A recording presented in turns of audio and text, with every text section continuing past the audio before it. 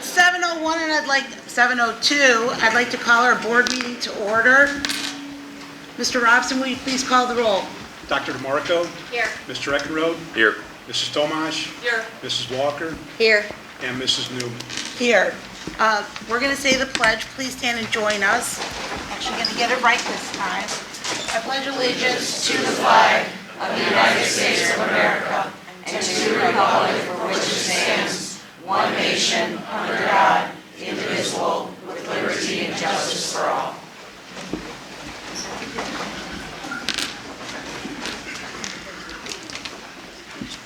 I would like to thank our audience for being here tonight. I wish we had this at every meeting. Thank you so much for your attendance. I'd like to welcome our virtual audience as well that will be watching this once it's recorded. It's going to be a super interesting evening, I'm sure.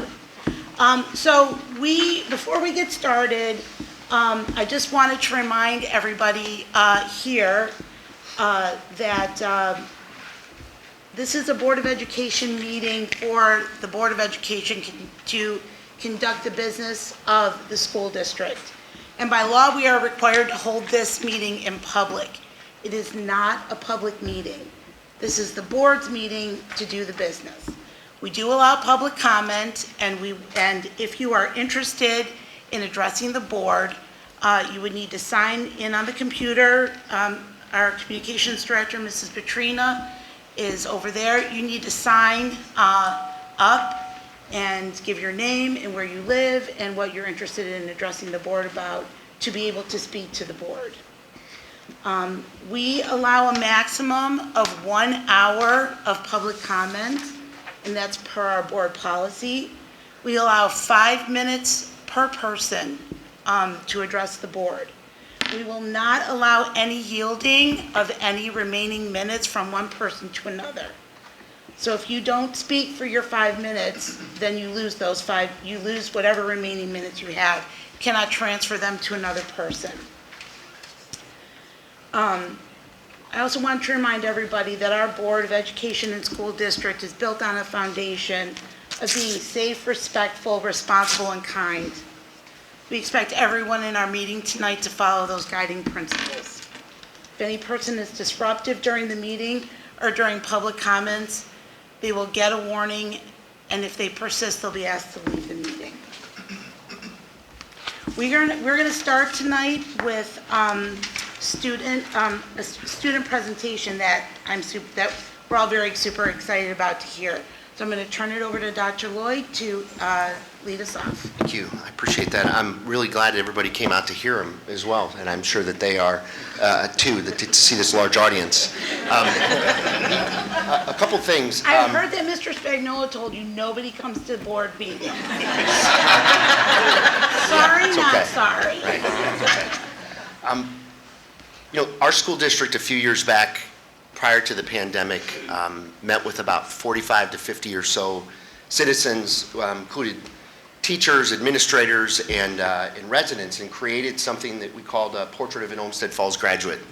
And the Portrait of an Olmstead Falls Graduate was really meant to capture the kinds of skills that are necessary in order to be a successful person in the world. And those things, I have them here in front of me, are citizen, creator, collaborator, communicator, critical thinker, self-confident, and self-director. Those things are part of what I think is preparing students for success beyond their time with us. Those things are not measured by the Ohio State report card, but those are things that are certainly near and dear to us. I think what you're going to see tonight, Mr. Spagnola brought his friends with him, and there are 3 presentations that you're going to hear. The first will be the Withheart Student Summit that you probably read a little bit about, and our students participated in that from the high school.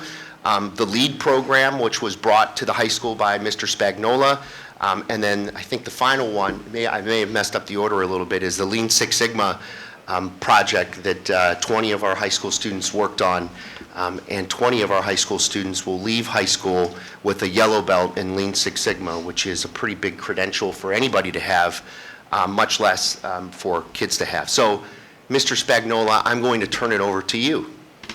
I'm going to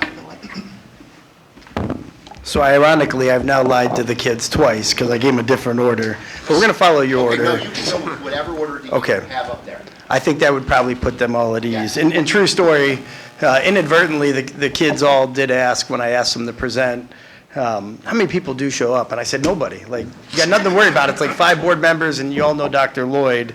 But guys, you'll be great tonight. You know, trust your work, and I'm excited for you. Ladies and gentlemen of the board, Dr. Lloyd, Mrs. Cogan, tonight I have 3 groups presenting this evening. They are representatives from the ELA Leadership Academy program called LEADS, students from our first cohort of Lean Six Sigma, which we're extremely proud of, as well as students that participated in our Kindness Summit. All different experiences, but for our students, it really demonstrates our ability as a school system to inspire and empower our students through authentic and engaging experiences. And I couldn't be more proud to be a part of that. You stole the second paragraph in my speech because I said, furthermore, if you're familiar with our Portrait of a Grad, each of these students' opportunities are intertwined with the pillars of Olmstead Falls' Portrait of a Grad. These experiences reinforced good citizenship, had students create and generate ideas, developed communication and collaboration skills, fostered independent critical thinking, developed self-confidence, as well as created opportunities for our students to be self-directed. All of these kids made personal sacrifices to participate in these activities as it required them to miss some school, make up their work, or complete work outside of their normal classroom duties. I want to personally thank all of them for participating in these endeavors as well as joining us this evening. Let's give them a round of applause.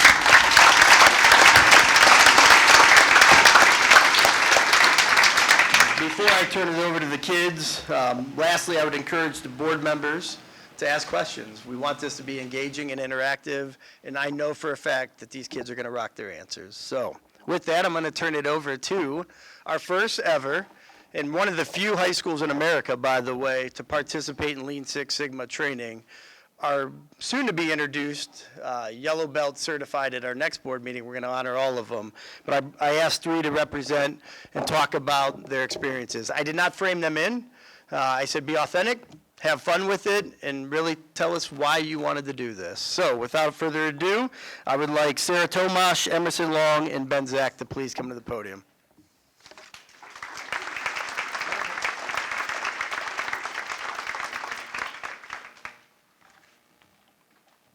All right. Is this on? Okay. Yeah. So a little bit of background.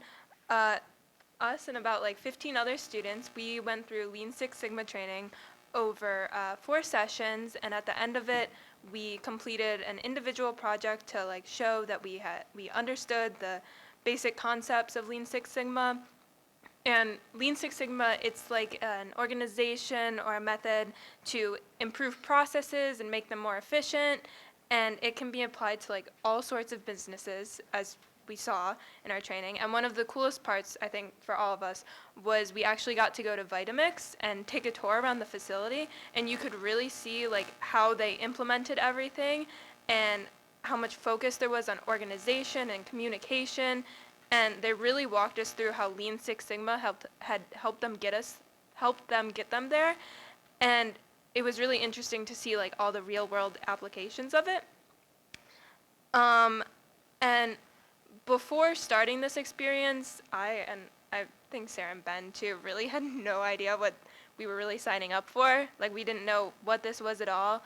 And we really quickly learned that it's a really big and important thing, and like a lot of people are involved in it, and it really kind of gave us like a step up above all of our peers and everyone, because we got to complete this training before high school was even over, and I think it was just a really cool experience. So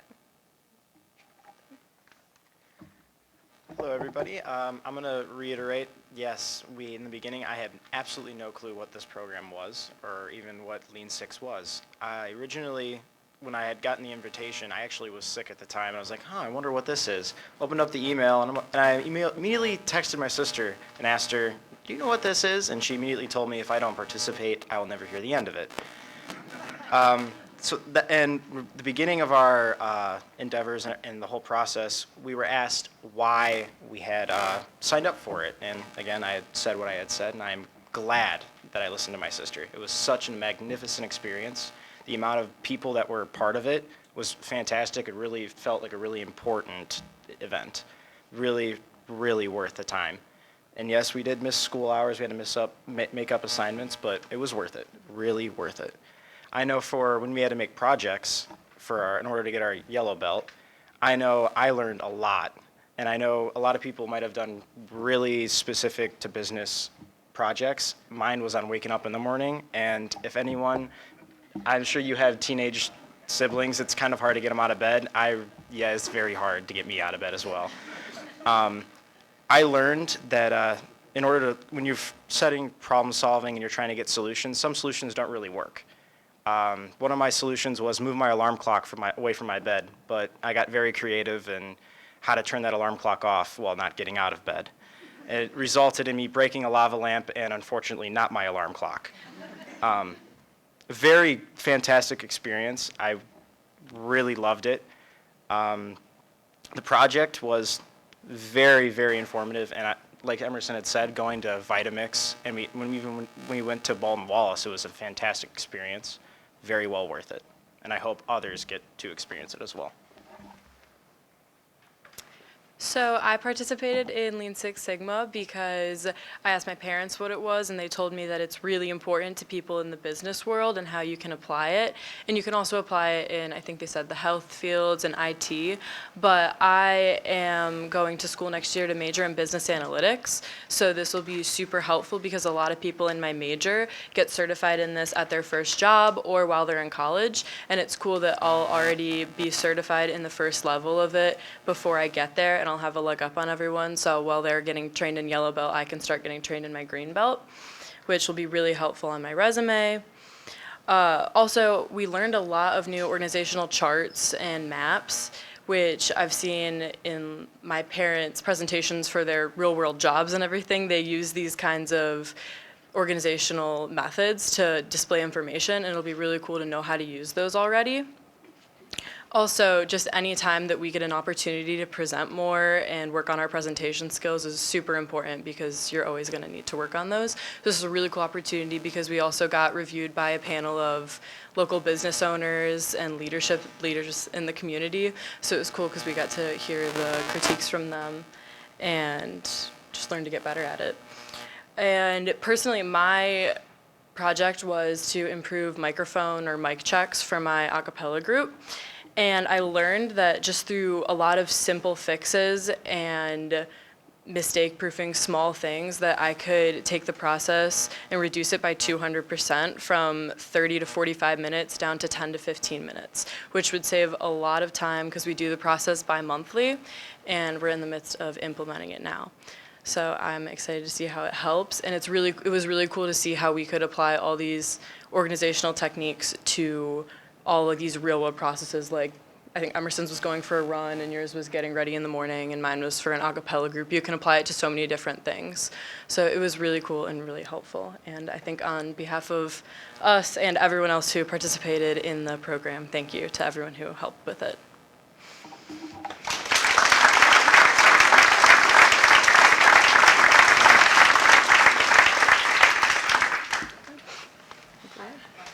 Oh, sorry. Mr.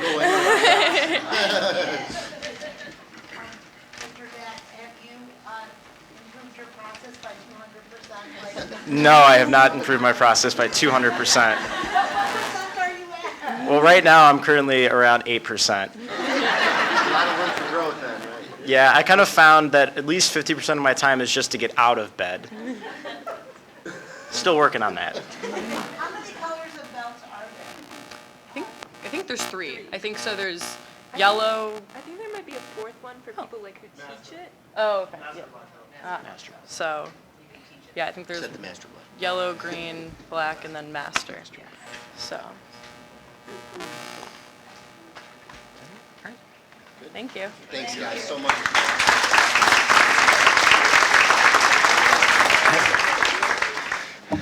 And I'll take care of that when I get up. So I see you Yeah, looking.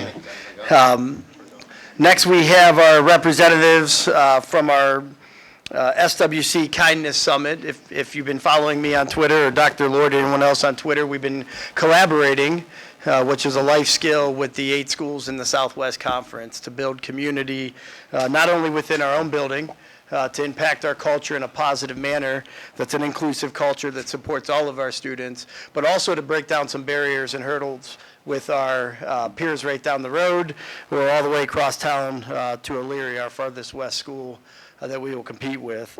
One of the things that we've committed to is we are going to be doing a book study with our students from Berea. So we're going to host a couple of the sessions, and then Berea is going to host a couple of the sessions. So at this time, I would like to turn it over to the students from the Sbc Kindness Summit, Christina Cox, Colin Simon, Montana Goodenough, which is an amazing last name, and last but not least, Ava Mahoney. So why don't you guys come on up, and I'll work the slides for you.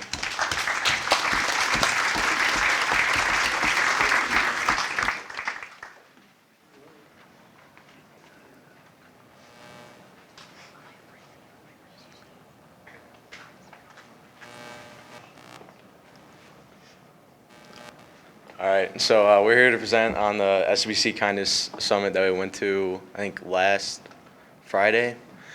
So some of the goals of the summit were to bring an impactful and heartfelt student summit where students gather and connect with peers from other communities, to explore ways in which we can be agents of change in creating a positive school culture that is inclusive and respectful of all cultures, develop self-awareness, find our voices, and lead the change in building a better tomorrow where communities are united.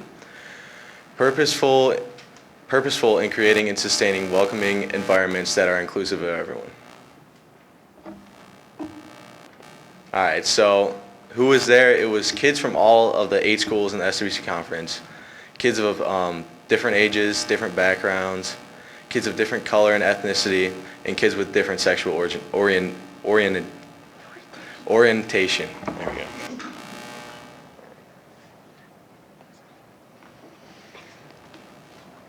Alright, what we talked about was the struggles that kids go through throughout the days of school, such as like the way that they're looked at and their race and sexual and gender orientations.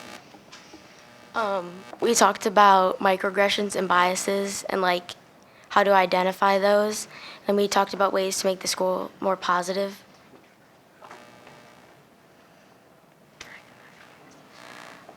We learned how to make like the school more inclusive and like more positive.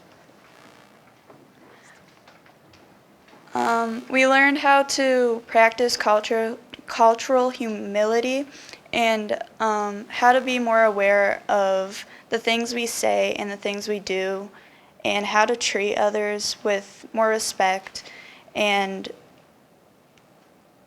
not judge people just because of the way they look and where they come from.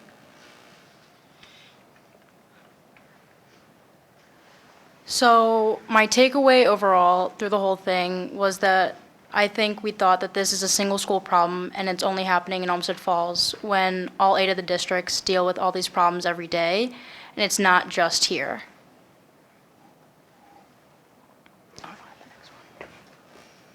One thing I took away from the summit was, like I said before, that each of us have our own differences and everyone needs to respect that and be kind to one another. And basically the main idea is to treat others the way you want to be treated. Similar to what Ava said, I mean, treat people with kindness, respect their differences, and like include people you don't normally talk to. Just be as positive as you can to make the school environment more enjoyable.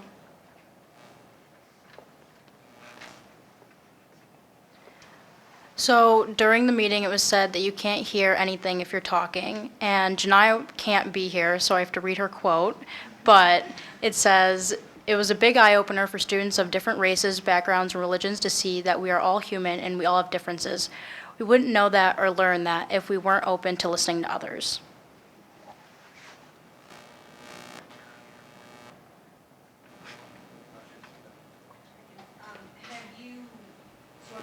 About this summit with some of your friends that didn't get to attend the summit, and have they had any reaction to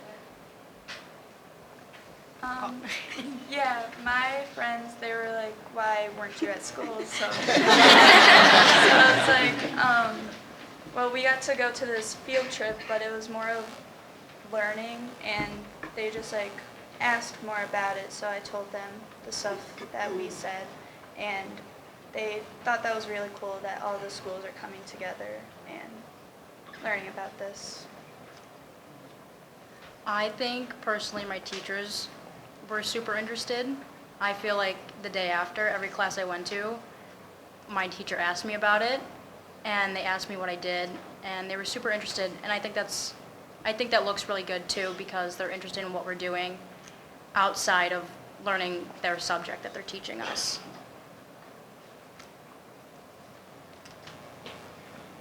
Were you like the Lean Sixes, the kids were like, what am I getting myself into? Oh, 100%. Were you I had no idea what this was. And I was like, sure, why not? I just remember Spagnola being like, you're not in trouble, you're not in trouble. When I call kids in the office, they think they're in trouble. If you could just think of one word of how you felt after you participated in the summit, could you think of one word about how it made you feel? If not, it's okay, but. Can I use 2 words? Sure. Open-minded. I like that. I would use proud. I think I'd say like more interested. I feel like I didn't like focus on these topics before I went. Like now that I went, it's like an eye-opener, you know? I want to learn more about it. I'd say like educated, like 'cause I got to learn about more of the problems and like more of the solutions. So hopefully I can like bring that. Excellent, thank you. Did you trade cell phone numbers or contact social media with any of the other kids you worked with in the other schools? I followed a kid on Instagram, I won't lie. What did she say? I followed a kid on Instagram. Okay. But maybe not for the reasons that you said. Yeah, maybe not.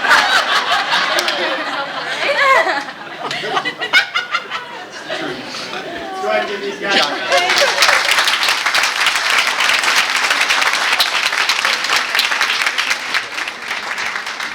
What I didn't say about these kids is I pushed out an email to the staff, and I really had one criteria: kids that are influential within their peer set.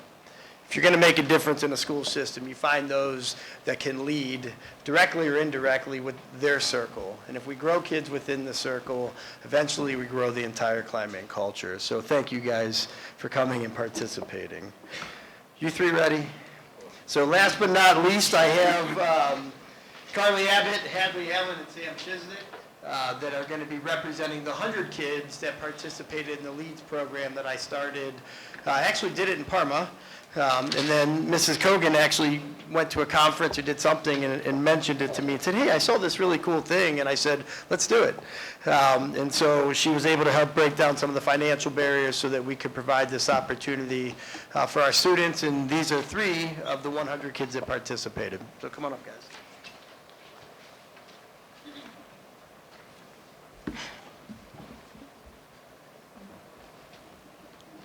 So a few months ago, we attended a program called LEADS, and LEADS stands for Leadership Enhancement and Development Series.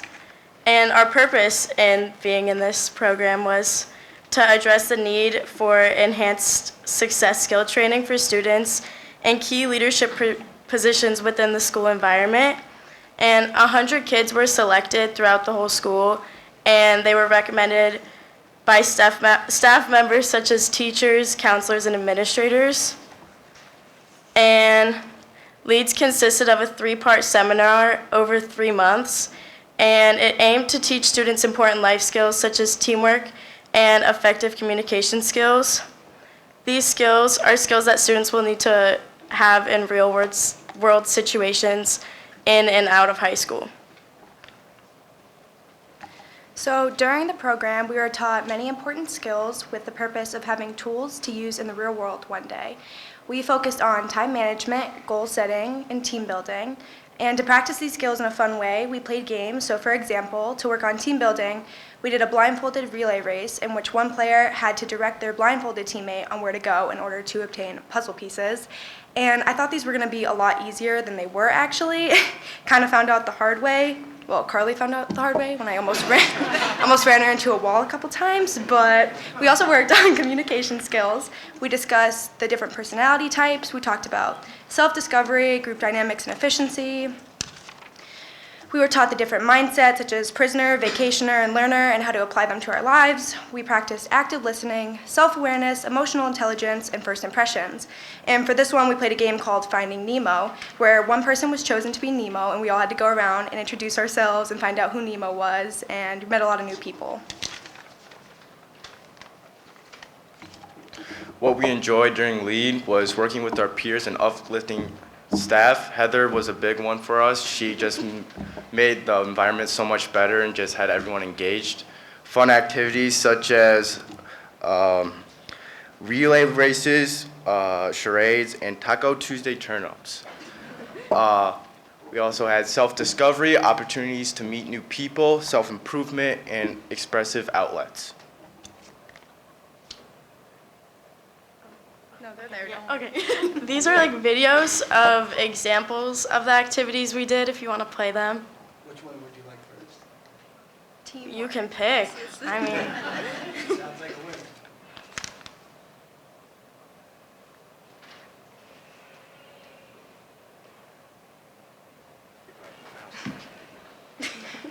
quality is not great. Did I not say it was you? Tell me again.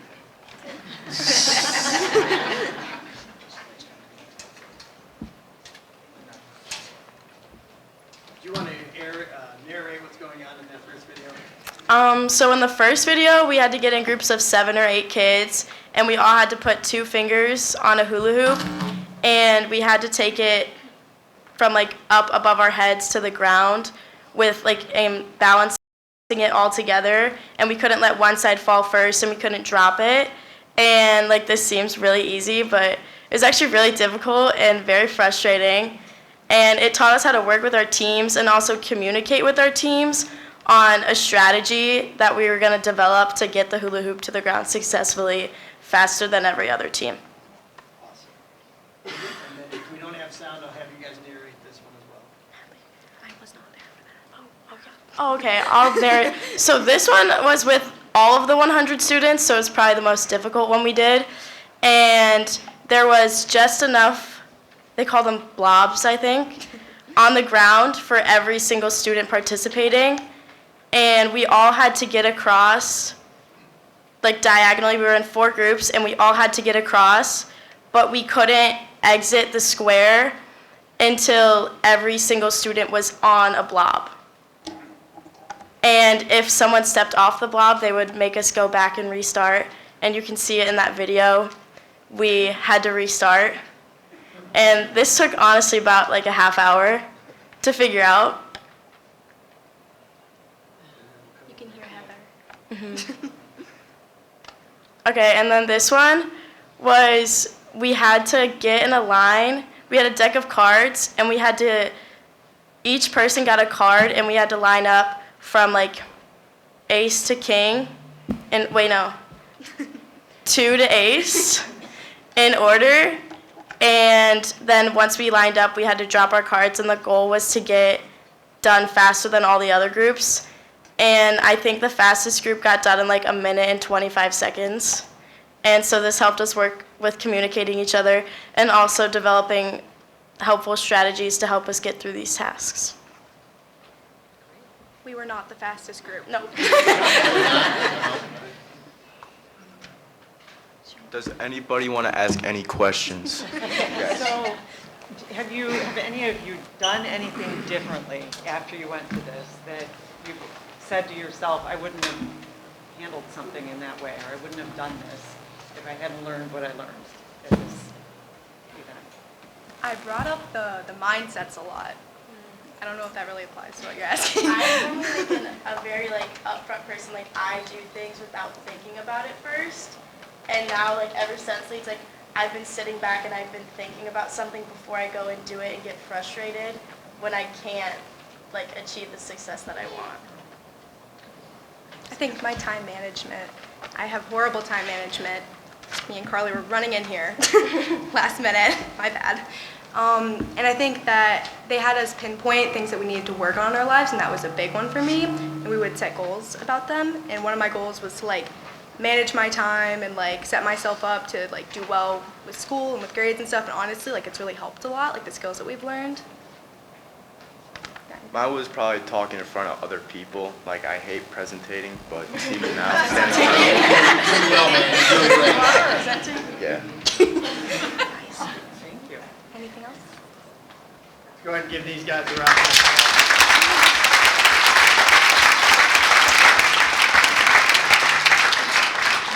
So, as Mrs. Kogan found out with Lean Six Sigma, I don't always follow the rules because we were supposed to take 15 kids and I took 16. Tonight, Dr. Lloyd said about 10 minutes for the entire presentation, but I really wanted to showcase all the wonderful things that really Dr. Lloyd, Mrs. Kogan, Dr. Tapman afford us on behalf of the Board of Education to allow a guy like me to think outside of the box or work with central office personnel to do amazing things on the west side of Cleveland. We're one of the few school districts that has offered our kids these opportunities. And I couldn't be more proud to work at Olmstead Falls. So thank you, everyone.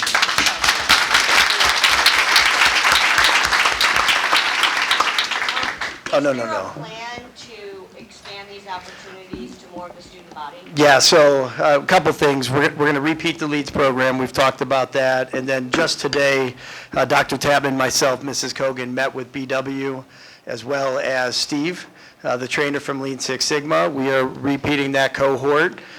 We do have some ideas to repeat for seniors. Dr. Tapman suggested maybe we do a junior-senior cohort.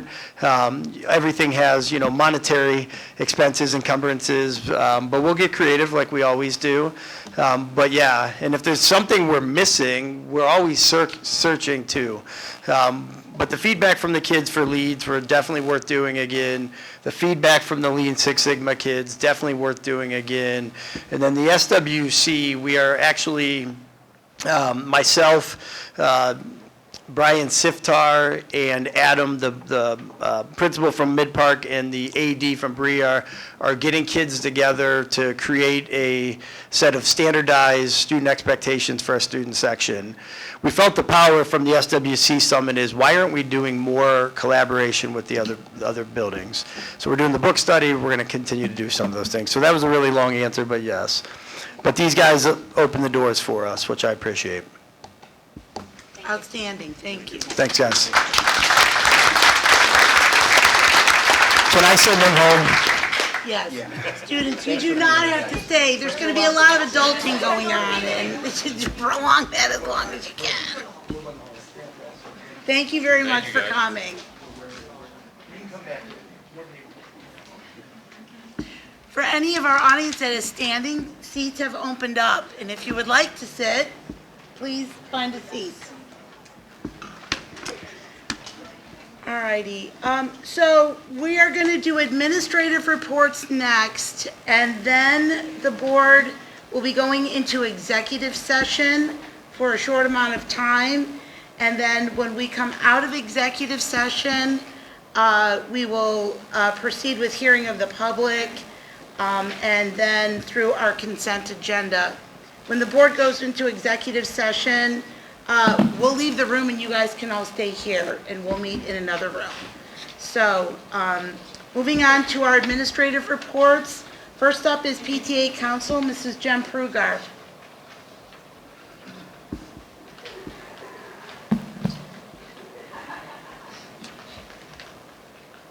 So I'm with the kids. I'd prefer the 10 people standing here. So our early childhood PTA is 0 to 6 years old. They earn 2 membership awards, nominations from Ohio PTA. They have Safety Town coming up in June. There are still some open spots in those sessions. They're redoing Bargain Bonanza, which they did, I don't know, a couple years ago, where moms bring all their stuff and sell all their baby clothes and baby stuff that they don't need anymore. That'll be coming up in May. And they have a million outings that they do with these little kiddos. They are bowling, the zoo, alpaca farm, and some spring break fun at Swings and Things. Our Falls Lenox ECC is kindergarten to 3rd grade. They also earned 2 membership award nominations from Ohio PTA. They have a cookie dough fundraiser that they're working on right now, so if anybody needs cookies, hit up a K to 3. They're frozen cookie dough, they're amazing. Just pop them in the oven and bake. Bulldog Party Rock is something that we've done for years. That's been on hold for a couple years, and it's a big fun Friday night party where the kids get to come, and there's a dance party in the gym, and they play games, and they have a photo thing and pizza and just lots of fun. They're also doing breakfast buddies. This is the mom's version, the grandma version, aunt version, where they can come and have breakfast in the morning with the kids. STEM night was hosted a couple weeks ago. They had over 100 students and families attending. Last week was Right to Read Week. They chose the book Freckle Juice to read with the kids, so all the classes read the same book during the course of the week. And I'm sure if you're on Facebook, you've seen pictures. They had photographs of every student in the building, and there are 707 students. So they were all photographed, and they were all hanging by classrooms in the hallways, and they all had positive feedback from parents on a little card, so we stapled all those, and they all made cutouts of themselves, and silhouettes were hanging. It was the most amazing week ever, and they love it. Talking about, self-affirmations and how special you are and how everybody's different, and it was just awesome. And I think Kids Love Musicals, has that started already? Started today. So they have the musical theater project comes into the buildings, and they host a 2-day production with each classroom, and these artists come in, and they're doing Cinderella and Peter Pan, I think, this year. And they just bring the stories to life with the kids through singing and acting and costumes and dancing and all kinds of inclusive performing with the kids. The kids love it. I think this is our 4th year. You should just be up here talking about this. 4th or 5th year, but the kids love it every year. It's just awesome. So that was something that PTA was able to do for them again. Intermediate school, 4th and 5th grade, they also earned a membership award nomination. So these nominations are every month there's something Ohio PTA puts together, and if you earn that many memberships that month, you get these awards. And so they have one also. Playhouse Square, they had a virtual performance where the kids could watch it in the classroom. They just finished up a fundraiser with Grand Pacific Popcorn in town here. They have breakfast buddies coming up in May. They do a 5th grade luau for the 5th graders. It's kind of like their little send-off party. And then field days are coming up the end of May as well. Middle school, the dodgeball fundraiser was a huge success. Our winning team was 6th grade. I've heard that they haven't won, 6th graders haven't won in quite a while. I think it's always been 7th or 8th grade, but these boys were playing hard, and they pulled it out at the end. So they got to play the winner of the high school dodgeball, which was staff from all the buildings. Middle school also has a Raising Cane's fundraiser coming up, as well as Staff Appreciation Week. High school, their dodgeball fundraiser also was a huge success. All the money goes towards scholarships. The senior scholarships are being decided now for the high school, and then each of the PTAs has money set aside for those. Our PTA units, all of them, give out 38 scholarships this year, totaling almost $12,000. And those go to graduating seniors. Each one of them is $300. So, and then overall, Olmstead Falls PTAs have over 2,000 members. We work in partnership with a wide array of individuals and organizations to broaden and enhance our ability to serve and advocate for children and families. PTA is dedicated to children's educational success, health, and well-being through strong family and community engagement.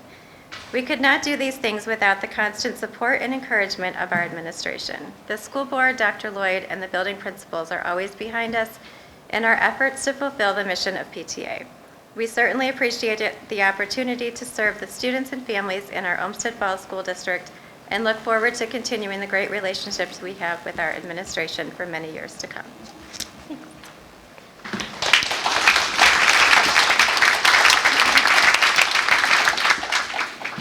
Are there any questions from the board for PTA? That's all. You can sit. You can answer from. Thank you so much, Mrs. Prugar. Dr. DeMarco, Polaris update. Just making notes. Sorry. We met, at the beginning of March, after we were being off in February for a monthly meeting. And we also then did maybe the first ever superintendent board meeting or board member meeting. Was that the first ever that we did? Yeah, I've been here for a while, and yeah, that's the first one. It was pretty cool. We got to sit down and kind of talk about what's going on at Polaris, what's going on at Olmstead Falls, and how are we serving each other well and what we could do better. So I took away a couple things from it. Hopefully Dr. Lloyd did too. He can contribute to my report if he'd like. One of the things I thought was really cool that we talked about and discovered was that Polaris got some additional funding, and that funding will directly benefit Olmstead Falls schools by way of career counselors, supporting our career counselors. So some additional resources that we can use. Was it high school and middle school or just high school? It's just high school, but I think that with the 7-8 emphasis or career exploration requirement, we might be able to do some things there too. So some more support from Polaris. What else did we do? We talked about the calendars and coordinating the calendars to benefit all the students in the district. And then we went over some of the enrollment numbers. And one of the things I found particularly interesting, because I know we talk about, well, what happens to those kids, or why didn't those kids get in? And I know that's something that the superintendents were discussing, how they could find out with the help of our high school administration where those kids are. We had 10 kids that were not admitted, that applied and were not admitted. And so why were they not admitted? Where are they going? How can we still serve them and help them and figure out what we need to do for those kids? So of the 133 that applied, 123 were admitted. They could be on wait list. We aren't really sure. I mean, they were That's looking. the highest number I think that we've had. Yeah, it was 49% of our sophomore class student population that applied, and 45% was admitted to the Polaris program. So Remarkable. And then finally, they are doing a student honors night, April 12th. So I look forward to attending, and I believe that some of our administration is also invited. I'm not quite sure who, but is it you, me? Me, I think you and I. Okay. So I'm excited to celebrate our student success there at Polaris with all of their counterparts. Any questions for Dr. DeMarco from the board? Thank you so much. Excellent. Dr. Tapman. All right, good evening, everybody. So operations were in full swing for planning for summer projects and then for the new school year. So Heath Krakowiak, Sam Chin are both working closely with Brett and I as far as for purchasing and identifying those key projects that we have to do over the summer. It's best to do it when the buildings are not occupied. But then also we have our general summer maintenance and repair activities that we have, and we're always looking for summer workers. So high school, college age, or adults can apply. And I just want to send a big thank you to the PTA, because I think they've pushed it out to their families and members, and then also the coaching staffs at our middle and high school levels. Because again, I think we reached out, asked those coaches to help recruit kids, and the applications are coming in. This last couple weeks, they've really picked up. So there's good work experience opportunities for the kids, and it helps the home district that they attend.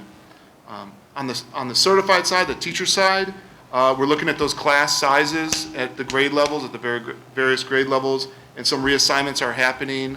Principals had informal conversations with those staff that were affected, and official notices did go out the last week and a half. That gives the staff time to prepare for those new assignments and meet with their grade level teams and really feel prepared as they go into summer and then return in August. And then also we have on the board agenda tonight our first new hire on the certified side for next school year, which will be our French teacher. Mr. May, longtime teacher for us, 20 plus years, has retired. And so the high school world language department did a nice job recruiting, interviewing, and then securing the best candidate for that. And really, the benefit for us is that they can already begin collaborating, but the benefit for the district that's losing this new hire, they can also plan for how they're going to respond to that loss. So all good things. It's busy, but it's that time of season, so it's good.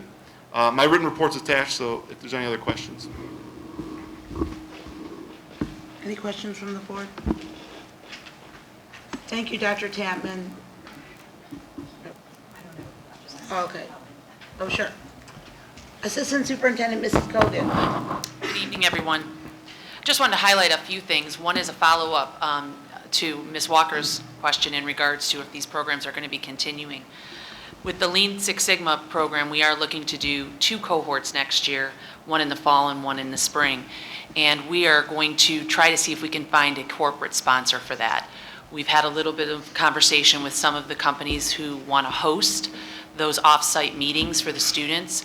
So some of them have expressed an interest in doing that. So I probably am going to lean on Dr. Lloyd for that a little bit because he's great at being able to secure donations and corporate sponsorships.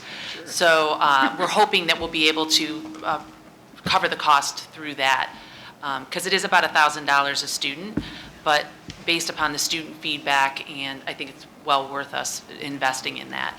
With the LEADS program, we'll continue to use some grant funds with that. So some of our federal grants that come in, we're able to use funds for things like that. Also, as you know, I am the I'm the president-elect for the Ohio Middle Level Association, and the executive director for the middle level, which is like the American middle level, comes in and they work with us, and they're from the whole entire state. So Stephanie Simpson is their executive director, and she came and visited the middle school this past Monday just to see all of the phenomenal middle-level practices that they have in place there with their advisory, their teaming, how they've done their mentoring with their students, their advocacy for their students. So it was really great to have her. She had nothing but great things to say about the middle school and has asked if she could maybe share their contact information with some of the other schools in the country, really, to share some of those practices. So that was really great for the middle school. They've done some awesome work there. And then just to kind of follow up with Jen Prugar's, report, was Right to Read Week last week. And as much as I love working with our teachers and our principals, it is so great to get into classrooms. I know some of our board members as well had an opportunity to go and read to our students. And I have the opportunity, I think next week is ECC's Right to Read Week, so I'll be in a couple classrooms there. It is great to get into the buildings and see our students. It's great to just see the joy and how much excitement they have with their learning. So that's it. Any other questions? Thank you, Mrs. Cogan.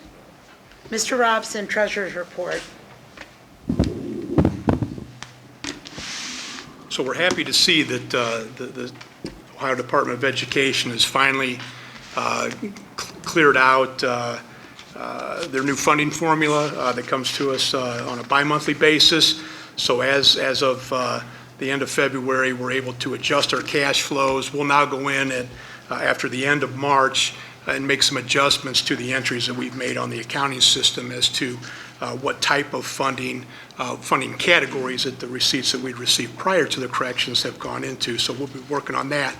The nice thing is if we look at our fiscal year-to-date revenue, we're $201,000 ahead of the forecast from last November, and our expenditures are $508,000 less than what we had forecast. So that gives us a $709,000 favorable impact on our projected June 2022 ending cash balance. So we look to be $3.027 million higher than we were in February this time last year, February 2021, $9.1 million versus $8.4 million by comparison. We project our June 2022 cash balance, as we said earlier, to be about $2.9 million higher than it was in June of 2021. Barring any unforeseen circumstances, we anticipate our ending cash balance to exceed those projections by approximately $700,000. Cost containment continues to drive that positive performance. We're nearing the completion of our fiscal year 21 audit. We were notified earlier this week that all items that have been requested have been received, and they're working through that. Now, the state auditors are short-staffed. They're behind across the state in school audits, and they've sought and received an extension through, I think they told me September. We expect it to be done in March of this year. We expect to be done mid-April at this point, but it could be delayed, and they have until the end of September to file those. Capital improvements, we've talked about that the last couple months, and especially at the board retreat. Heath Krakowiak has put together a nice plan in identifying those needs that we have district-wide in our mission now, and the big task is to figure out how in the heck we're going to pay for all those. So somehow, if there's new money to be had, if there's a reallocation of existing funds, maybe leverage some of the current PI monies that we have coming in today, or the reality is a combination of all those items, to get those projects started as soon as possible and carry out and complete the list that Heath has put together. Talked with NFP the other day, and I think we mentioned this at the last meeting. We expect our insurance premiums to increase again for fiscal year 23, and it's going to be in the 10% range, I think is where we're at. We had a 7.25% increase for fiscal year 22, and those premiums they're not covering the current claims that we have out there today. So our reserve has dwindled down substantially. So we have to increase that to a point where at least what we're collecting is covering claims, and we need to work on building that reserve back up, and we'll do that. The amounts and rates resolution from the Cuyahoga County Budget Commission, we typically receive that for March, and we present that to you again based on the tax budget that we had presented back in January. The County Board Tax Budget Commission is also behind, so they've sought an extension for 30 days, and they have told us that we will have that to be presented to us at the April meeting. So we're about a month behind with that, but we're in good shape, and we'll bring it to you when we receive it from them. We're working now, believe it or not, on the May 22 five-year forecast. It seems like we just finished and submitted the November one, but it's that time again. And looking over the initial draft and where we're at, I'll be honest with you, there's very little that needs to be changed for the remainder of the year. I think we made that November forecast pretty doggone accurate. We've got the real estate collections dialed in pretty good. On the revenue side, we just need to adjust restricted versus unrestricted funding. I think that's pretty much where we are. We'll tweak future years a little bit based on our capital improvement plan, because we know some of that money is going to have to come from the general fund. In particular, we're going to take buses out of there, to start with. So, but I don't think there's going to, other than that, I don't anticipate a whole lot of changes in the forecast. Are we still consulting with Chris Moore and Yes. his group? Yes. For the forecast? Yep. Any other questions? Thank you. Bye. Happy to be back. Thank you. Same. Dr. Lloyd. I have just a couple things. Check. That I just wanted to share. This is my 27th year in education and my 14th year in Olmstead Falls. In 2007, I was brought in from Westlake City Schools to assist, quite honestly, in increasing test scores and increasing our value-added assessment performance. It was one of the things that that honestly I was pretty good at, and we did a lot of that whenever I was in Westlake for 9 years, and those scores improved considerably. And so what I did was provided a lot of professional development to our teachers on how to conduct an item analysis, on how to take the previous, and it went through the Ohio Proficiency Test, the Ohio Achievement Test, and other things. And our test scores in Olmstead Falls had always done pretty good, but they increased, and we continued to accumulate banners of excellence. Right? It was an obsession. Excellence, and excellence with distinction, which is like super excellence because they had to have another category of those. And if you talk to the teachers who were part of that process whenever that was going on, I think that you'll find, and what I found, and began to realize later on, was there are a lot of unintended consequences whenever you do those sorts of things. School is a little less engaging, and for those that are in the room who have taught, you'll remember those Ohio buckle down books that we did, and we would drill and kill on lots of different things. It certainly raised the test scores, but the unintended consequences is school is less engaging. It's not as happy of a place for kids. I don't think it's as happy of a place for the adults that are required to do that as well. And it certainly doesn't inspire and empower kids. And I remember at one particular opening day staff meeting, and those who attended that will remember test scores being put up on the screen, the value-added scores of a particular grade level, and a number of people feeling disrespected as those scores were not good enough, despite excellence with distinction. So in 2012, when Todd Hoadley took the job for Dublin City Schools, I was fortunate enough to be interviewed for about 4 hours and then got the job as the next superintendent. And in 2012, because of, I think, how I viewed how it went down with those teachers being shamed, I asked for all the test banners to be removed from the buildings. They were hanging up in the halls, and for those of you who remember walking down the office hall, they were there. They were impressive. There were 15 of them or something like that, and that was. But they were displayed everywhere. And I said and promised myself I would never ever accept another accolade as a school district or a building for test scores because I think it sends a horrible message. And they were taken down for a reason, because I think the way your environment looks and the things that you put on your walls are important. I think words are important, and I think your actions are certainly more important than your words. And so we took all of those banners down in 2012 when I became superintendent, and I had the support of the school board at that time, and thankfully I still have the continued support of the school board. And we plotted and began to navigate a different course at that time. And what I've been able to witness, I think, over the course of that time, is the culture in the school has improved for everybody. It's improved for the teachers, and when you're not running after and chasing the dragon of test scores, it tends to unshrink the curriculum.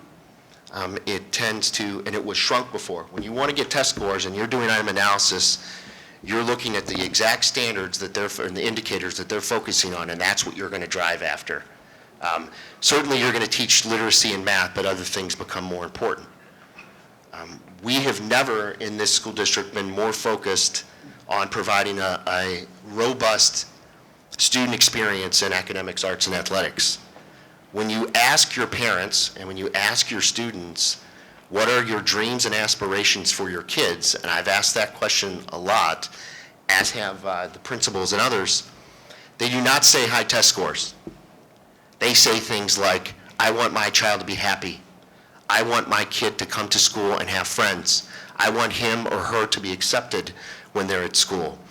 I want them to learn reading and math and social studies and science and the arts. I want them to participate in athletics. I want them to make a difference in the world. Those are the things that when you ask the question, what is the purpose of school and what do you want from your school district, that is what they say. If you're a parent who wants high test scores, I am not going to be the superintendent that is going to raise those test scores intentionally. The things that we do, in fact, do, and the things that you witnessed tonight that these students presenting on are things that they're going to take with them as young adults into the world and make an impact. Nobody cares that you got an advanced score on the 8th grade math proficiency test. If you did, great. That doesn't mean that we're trying to score low. It just means that that's not what our focus is on. And so as we continue down this road of focusing on more on the holistic experience, we're finding new and better ways to inspire and empower our kids.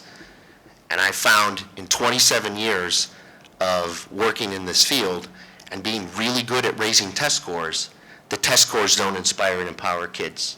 Teachers do. So, thank you.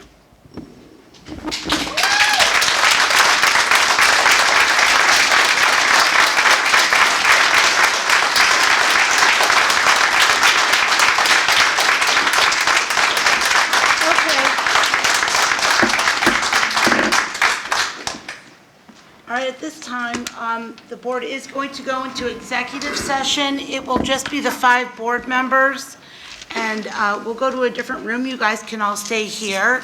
Don't know how long the board will be. I don't anticipate the board being that long, but we do need to go into executive session.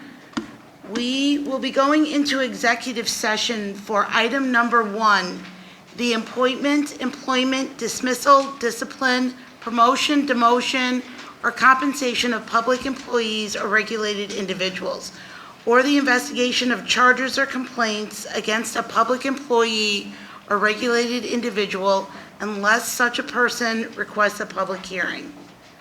I'll accept a motion from the board at 8:03 to enter into executive session. So moved. Mr. Robson, will you please call the roll?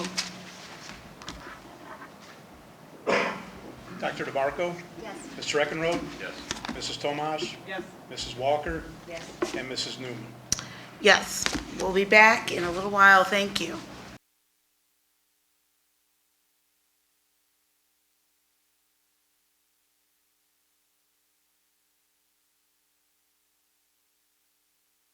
These may be off too.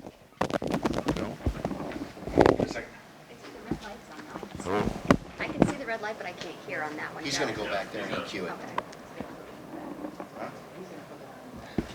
Hold on, we're not recording yet, but we're going to. I'm sorry? We're not recording yet, but we're going to, so hold on. All right. All right, Mr. Dean, you're up. Okay. Can you hear me? Am I coming across? It's not.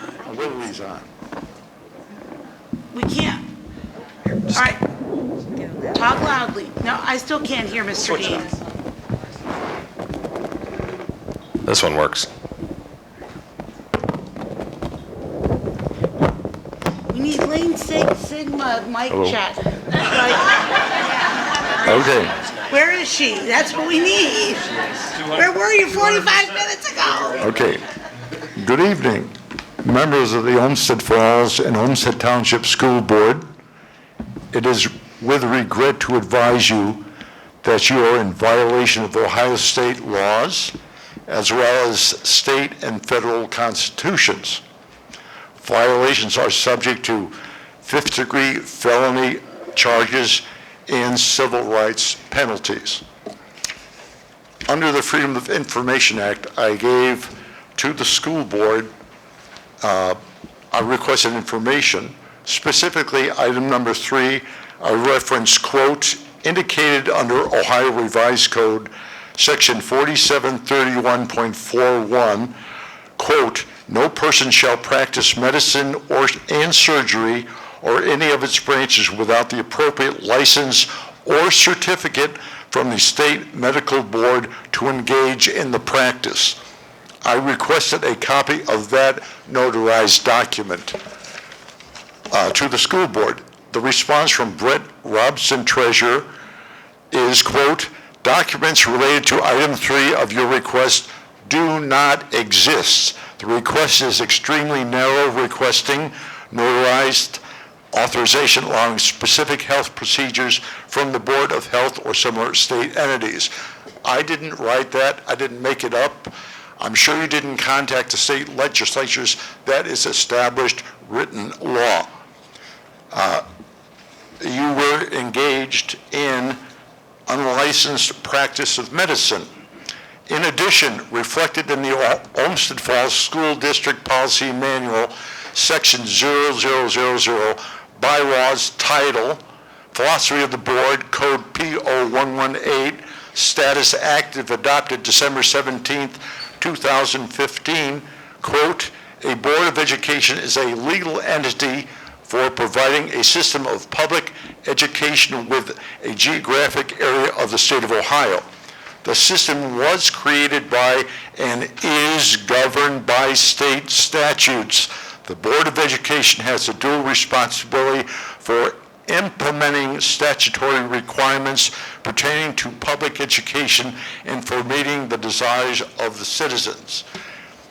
By your stating my request for a copy of the appropriate licenses or certificate for the state medical board to engage in the practices do not exist, the school board is in violation of Ohio Revised Code 4731.41, 4731.34, 47112.02, as well as federal and state statutes. On the school board meeting of October 21st, 2021, I gave each school board member, a copy of those Ohio Revised codes. Inasmuch as the school board abdicated their responsibilities to the superintendent, of which the board pledged to uphold to voters under the oath to state and federal constitution and state statutes without having required authorization in deference to board policy and to the voters of Olmstead Falls and Olmstead Township, the board, as well as the superintendent, could be held legally accountable for violations of those laws. Superintendent Jim Lloyd, as chief administrator, knew or should have known the law was being violated.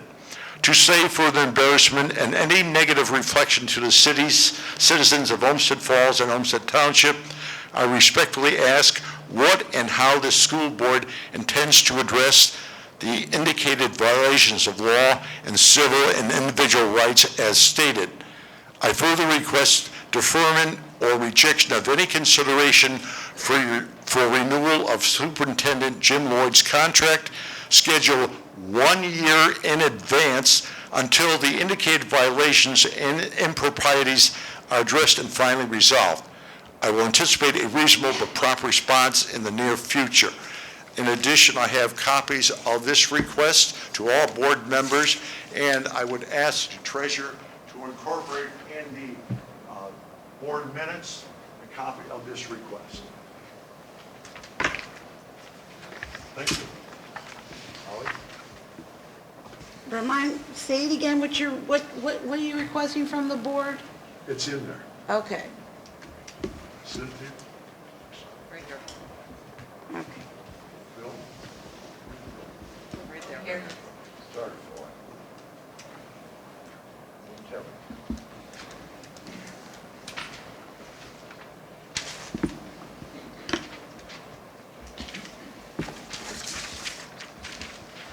Ms. Suzanne Corley.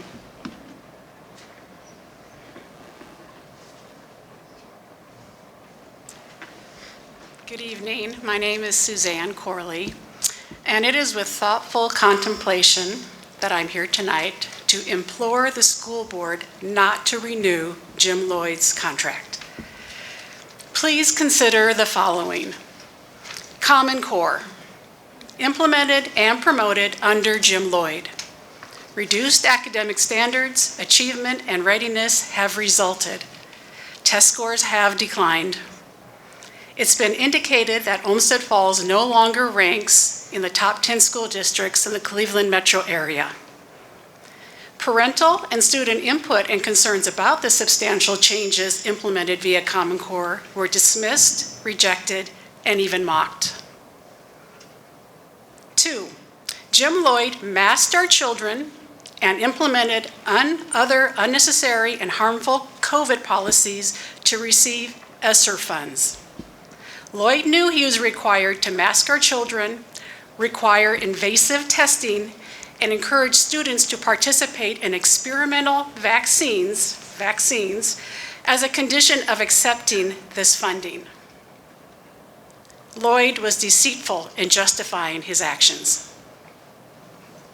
Our children did not need to be masked. It was a choice. He did it to receive the money. It was a choice. What we've been through for the last 2 years was a choice. 3, Jim Lloyd agreed to implement social emotional learning criteria as part of the agreement to receive ESSER funding. It is a documented fact that 20% of the ESSER funds are required to be allocated to SEL-themed programs and materials. Thus, Jim Lloyd hired Jim Knight to do so. To my knowledge, no parental input or concerns were sought or considered regarding implementing SEL in our schools. And many parents have since voiced concern and are rejecting SEL outright. It is disheartening that the Olmstead Falls City Schools mission statement says nothing in regards to American values, but woefully proclaims, quote, empowerment to be citizens in a global community. Also consider Spirit Week's Transgender Day confirms Olmstead Falls City Schools is following the herd of cultural wokeness right over the cliff. And Lloyd is leading this charge. Jim Lloyd deceived parents and members of the community, claiming that critical race theory is not active within Olmstead City Schools. FOIA requests of email correspondence between Jim Lloyd and Olmstead Falls parent prove that Jim Lloyd was notified and knew about CRT-themed lessons and promotions taking place in classrooms. Mismanagement of funds. Our school budget was in a vulnerable state, which likely contributed to Lloyd accepting the ESSER funds. Funding priorities were given to support Common Core and other high-cost data collecting and data-driven technologies. Funding was gravely inadequate for the much-needed acquisition of new buses and bus facility maintenance, which resulted in unsafe conditions for our students and drivers.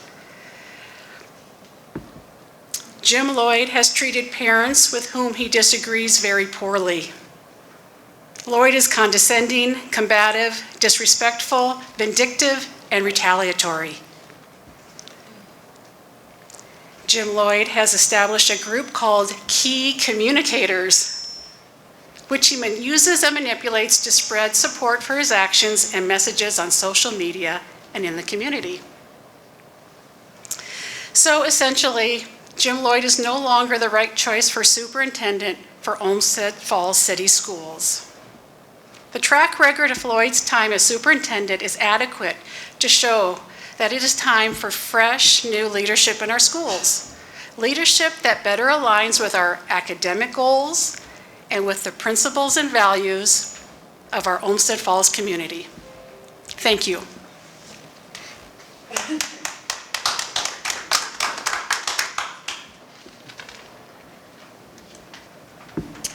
Ms. Loretta McCafferty.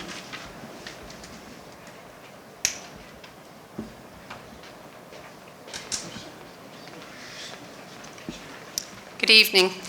I am Loretta McCafferty.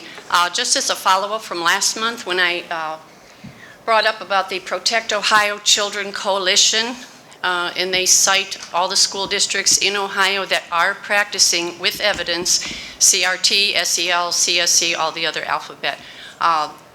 With your permission, may I give this? I wish I had 6. I just have one handout that tells about the Protect Ohio Children Coalition.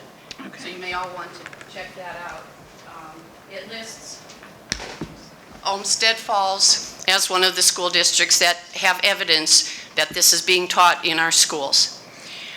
To the school board members, you were elected to represent the taxpayers, the parents, and the students in this school district. You have failed in your position, as well as the superintendent. As a taxpayer, I insist that you not renew the superintendent's contract. Thank you.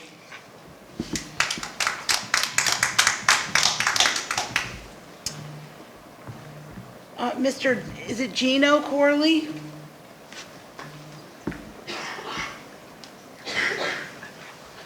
Wasn't planning on saying anything, but my wife put my name down on the list, so I better say something. It's good to see so many parents in the audience. We've been showing up and it hasn't been this big, so it's awesome to see you all. I guess the only thing that I've been wondering, I am a parent, I am a taxpayer at Olmstead Falls. Loved it here, love everything about it. I think what comes to my mind, Dr. Lloyd, is I would like to ask you if you think if you could do better as a superintendent.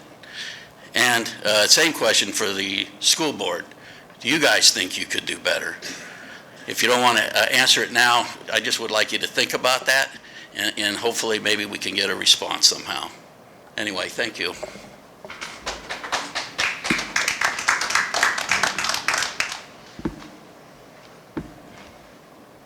Ms. Joy Ionica.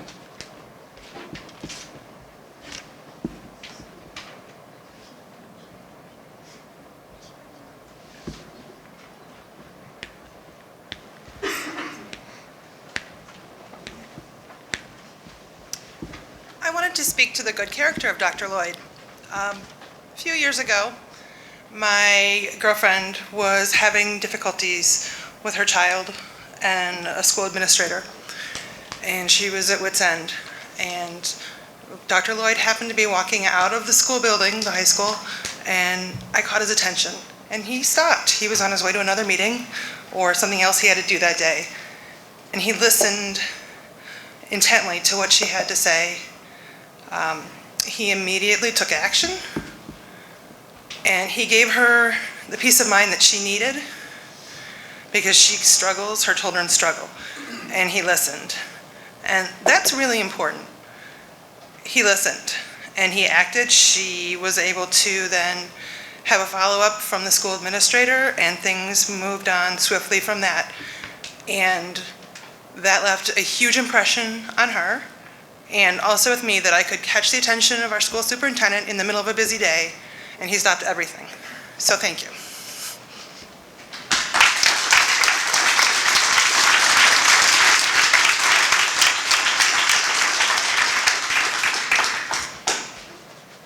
W.G. McCafferty.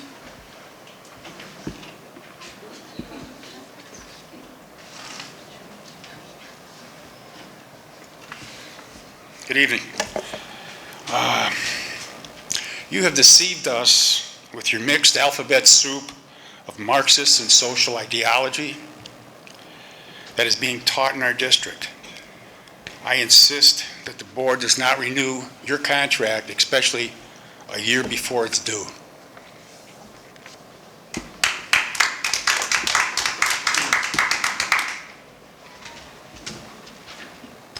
Ms. Carly Taylor.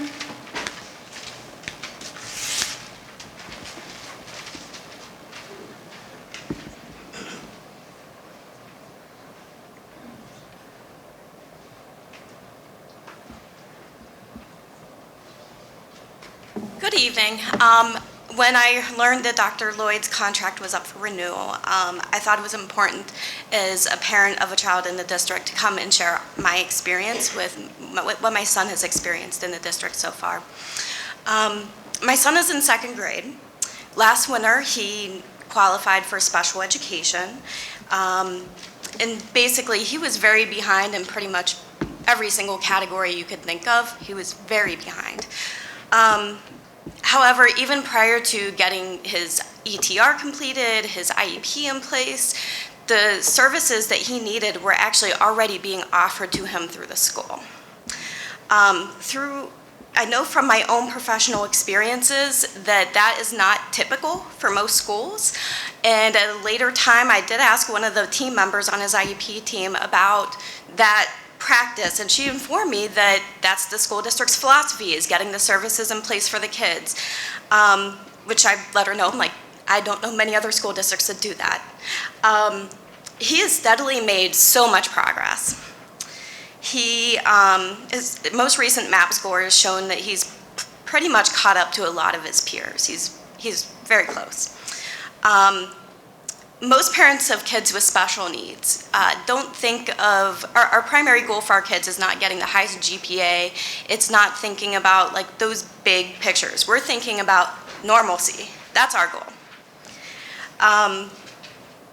Every step of the way that he has made, his teachers, his paras, his speech therapists, the OTAs, both principals at Falls Lennox, have been nothing but positive, encouraging, genuinely excited, and proud of his accomplishments. I almost feel like when I talk to them at times, it's like his accomplishments are their accomplishments. And despite all the challenges he's faced, he genuinely looks forward to getting up each and every day, going to school. Sometimes my husband and I will joke with him and say, how about if you go to work today and we'll go to school for you? He never wants to take us up on that. I also wanted to speak to the culture that has been created amongst his classmates. Last weekend, my son had an indoor flag football game, and he played against several of his classmates. And he was emotional for some unknown reason. And after the game was over, hours later that night, one of the students in his class had his mom reach out to me to ask if he was okay. He was totally fine, but I just think that goes to show that you're creating a culture where kids genuinely care about each other. Also, during Black History Month, he learned about many inspirational figures. He learned about MLK, which he just calls Martin, like it's his buddy. Rosa Parks, Ruby Bridges. He said to me one day, he's like, without people like them, I wouldn't be able to go to school with my friends. And that was just so meaningful that an 8-year-old could grasp that. And he even at one point said to my mom the one day, he's like, when I become an angel, can I meet Martin Luther King, Rosa Parks, Ruby Bridges is still alive. He's told me all about it. And he just expressed his appreciation and the inspirational things that they've done for him. Also, during this time, we've sought outside medical help for addressing my son's needs. One of them was receiving speech therapy through Cleveland Clinic. His speech therapist had previously taught at a PEP school. So she's very well versed in IEPs, ETRs, and things of that nature. The first day I met her, I brought both of those with them, and she was just so blown away at how well written they were. She also, as she worked with him throughout the year, marveled at the progress she saw in him in so many areas. To the point where she even told me one day, she's like, I frequently have parents ask me, where should I send my kids? What's the best school district to work with my kids? She told me that she now plans to tell them Olmstead Falls. So I just wanted to speak that while we hear a lot of noise, at the end of the day, what should be considered most in the direction of the leadership of the school district and the position the board should adopt is stories like this. And I know mine is not the only one. I could probably get a dozen more people, if at the bare minimum, to share similar experiences, because, you know, as special ed parents, we kind of stick together. So I just wanted to say that it should be experiences like this. It should be the effect on the individual student. It should be the progress that they're making, not mask mandates, not politically charged topics, but how it's affecting kids. Thank you.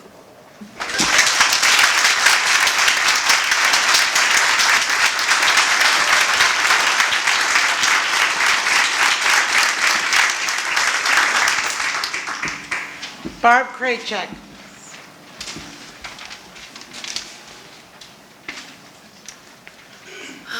Good evening. I wish to thank the school board member who went to the bus garage and took a tour of the facilities. I hope a picture was worth 1,000 words. If you haven't yet been there, I'm asking you all to go ahead and make an appointment to stop in and see the bus garage. We really enjoy seeing you guys, and we really think it would be in your best benefit to go see that. Now, Mr. Lloyd, I did not appreciate the communication that occurred between yourself and the Director of Business Affairs, which led to a note in my work mailbox asking me to stop into the office after my routes so I could just check in with him. In the 10 years he was my supervisor, I never had to once check in with him.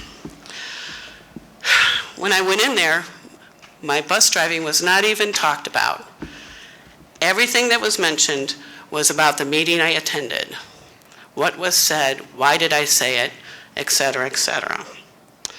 This meeting, I thought this meeting was a place I could share my concerns in an open public forum without being intimidated or have a retaliation.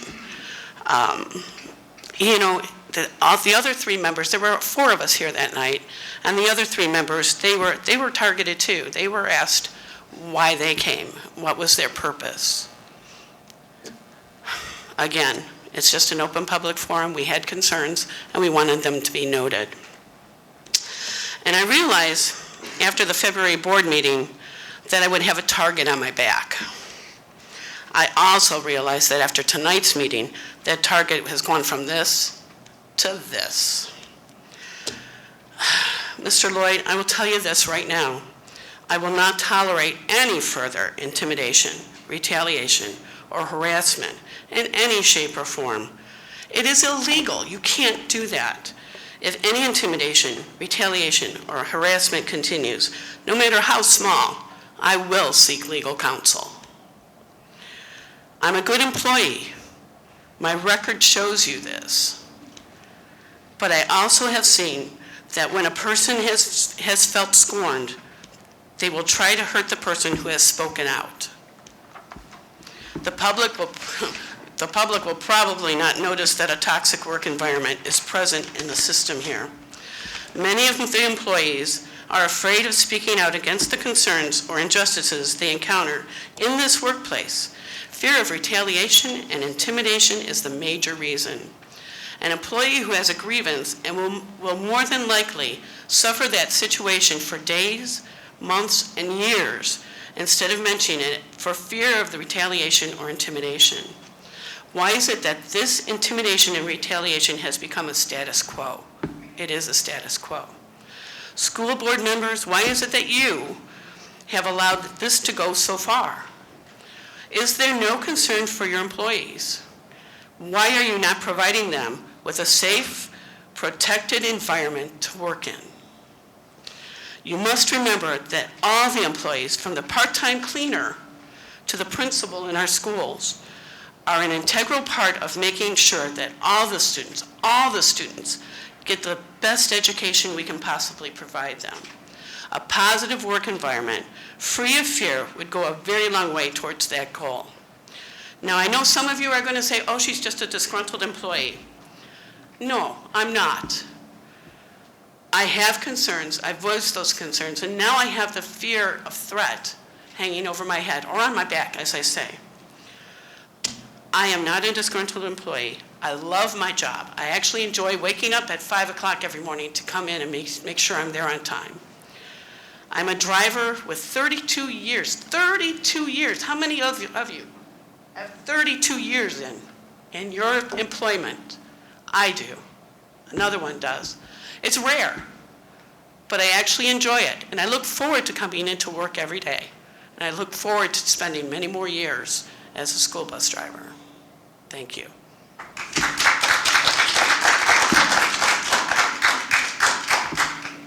Ms. Krajcek, can I ask you a question? Can you, I'll just speak for myself. Although I'm board president, I'm just asking you as a board member.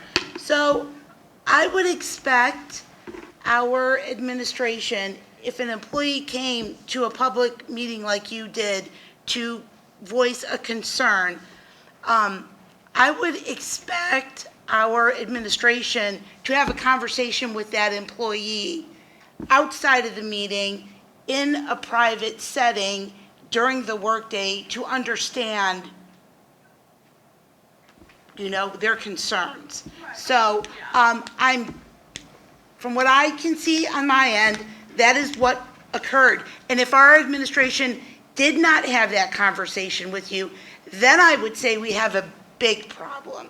But the fact that they did reach out to you in a private setting during, your workday to understand your concerns, for me as a board member, they followed the right procedure. I'm sorry that you see it as intimidation. I see it as following up with your employee to understand further their concerns. I understand where you're coming from. I can see your point of view. The fact is, if this Director of Business Affairs came directly to me and I had to have an email, a phone call, a text, whatever it was that comes down from his boss, I'll tell you how far it's gone, all right?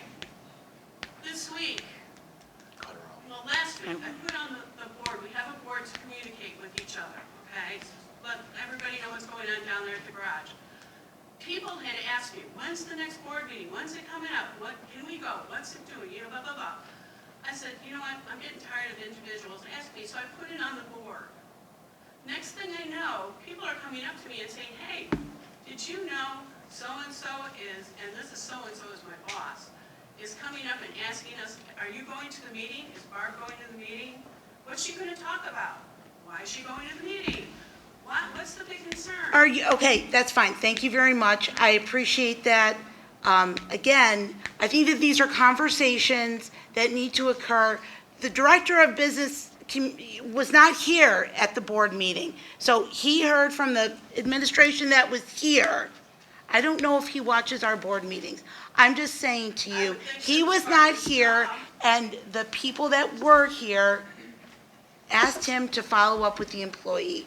And that's what I would expect someone to do. Thank you very much. We appreciate you coming and voicing your continued concern. Mr. Larry Abbott.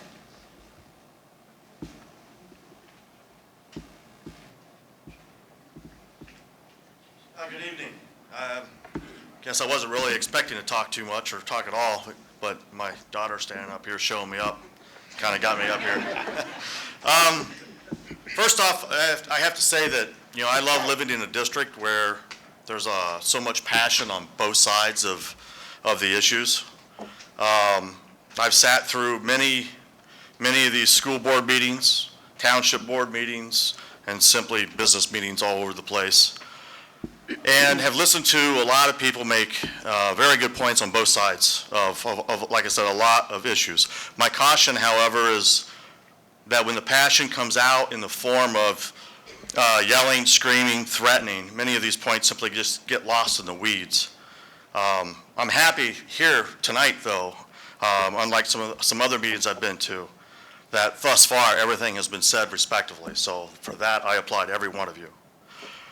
Aside from monetary numbers of any system, to me the most important thing that I look at in determining a leader is the kind of people that they surround themselves with. In this case, I'm talking about principals, counselors, teachers, various other staff.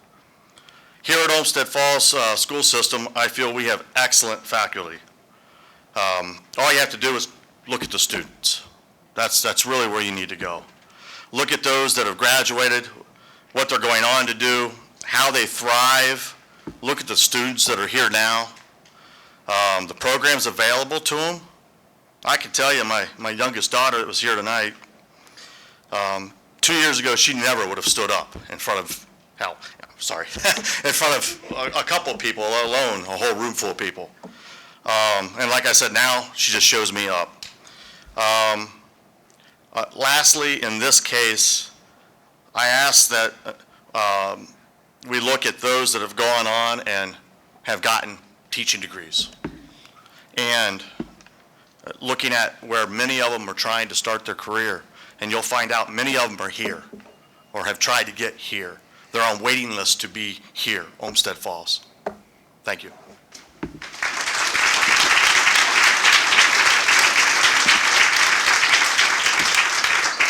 David Campbell.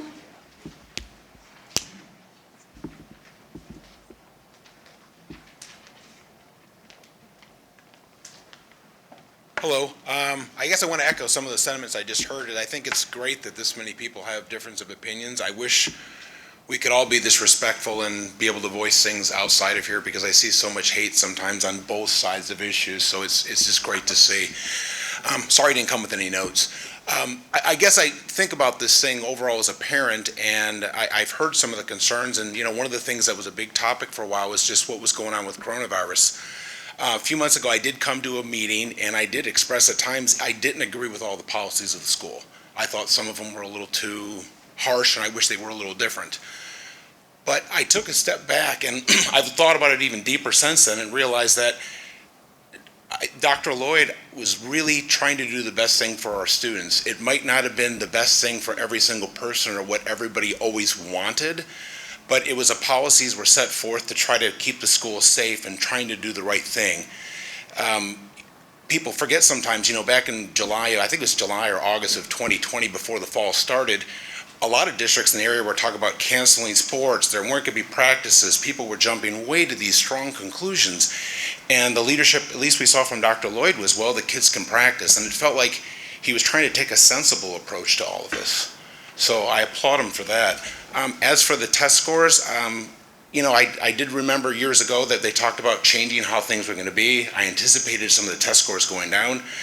What I've seen, at least from an education levels, I've seen my niece and nephew go through the district, and they've been very successful in terms of their professional development, as well as my nephew, his pharmacy, the progression he's made. So I feel like the education for them has been excellent. I feel like the education for my kids has been excellent.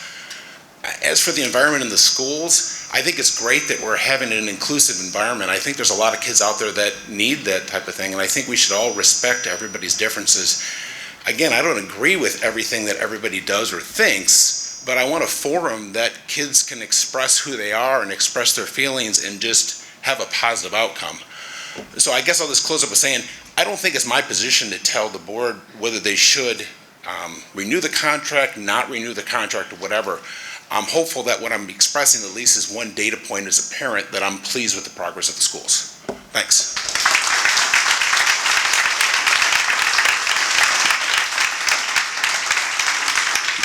Molly Hitch.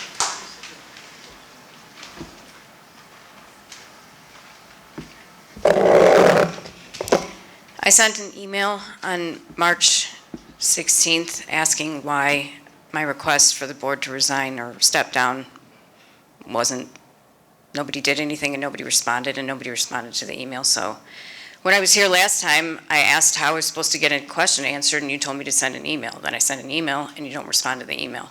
I can give you my answer right now. Please. I'm not stepping down. I did not break any oaths. I did not. You took an oath to. I did not violate any laws. So that's my answer. I'm not. Your answer stepping is down. okay. Thank you. Have you read the Ohio Constitution? I'm not stepping down. You can continue on. Have you read the Ohio Constitution? Because Article 1, Section 21 says no citizen shall be compelled to participate in a healthcare system, and the masks and everything that you guys did and allowing Jim Lloyd to implement that mandate and abdicating your duties, you should not be sitting in those seats. You took an oath and you broke your oath. Phil, what do you have to say about that? I'm the only person that wanted to address you. If no one else does, no one else will. Well, I'm asking Phil. You don't feel like you broke your oath? You don't believe that to be true? Mrs. Hitch, this is not a back and forth, and you know this. You told me to send an email. I sent an email and I didn't get a response. Now I'm getting a response. I'm giving you my response. I'm asking Phil for his response. Why won't you let Phil speak? If another board member does not want to give you their response, they do not have to. I chose to give you my response. If this is all you have to say, we can stop your minutes now. What I have to say is we need 1,500 signatures to remove these people. We need 1,500 signatures. It doesn't have to be parents. It has to be citizens, registered voters. That's it. 1,500 and these people are out of here. They should not be in these seats. They broke their oaths. That's it.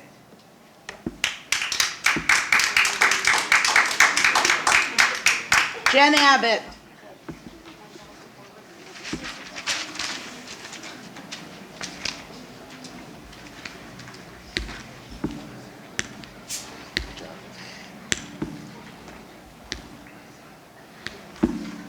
Like my husband, I could not let my daughter show me up, so I'm here. Where's your other daughter?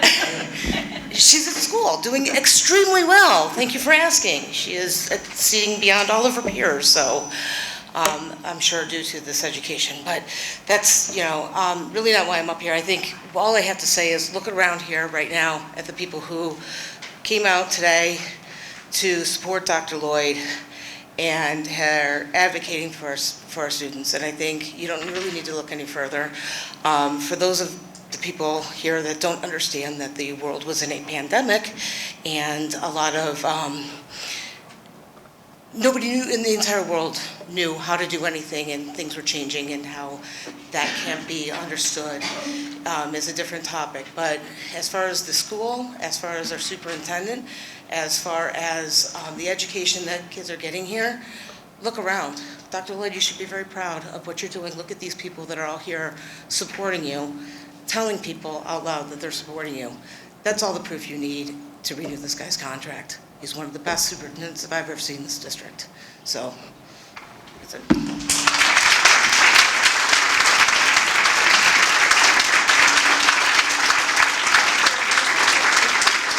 Jim Baldwin.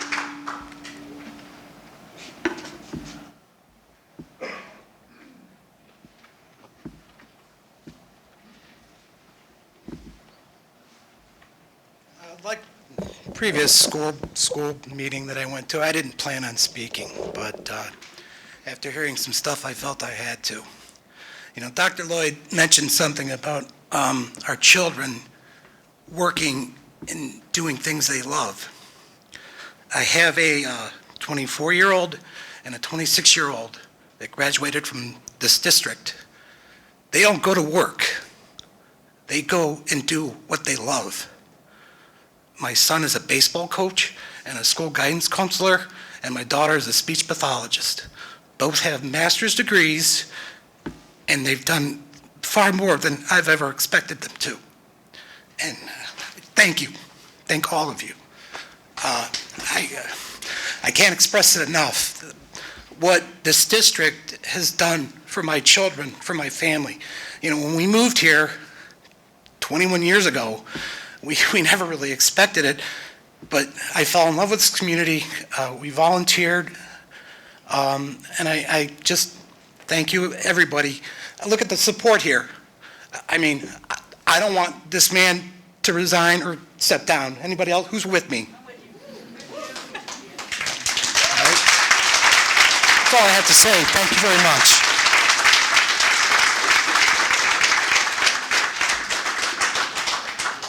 Laura Ponick-Farr. I hope I pronounced that right.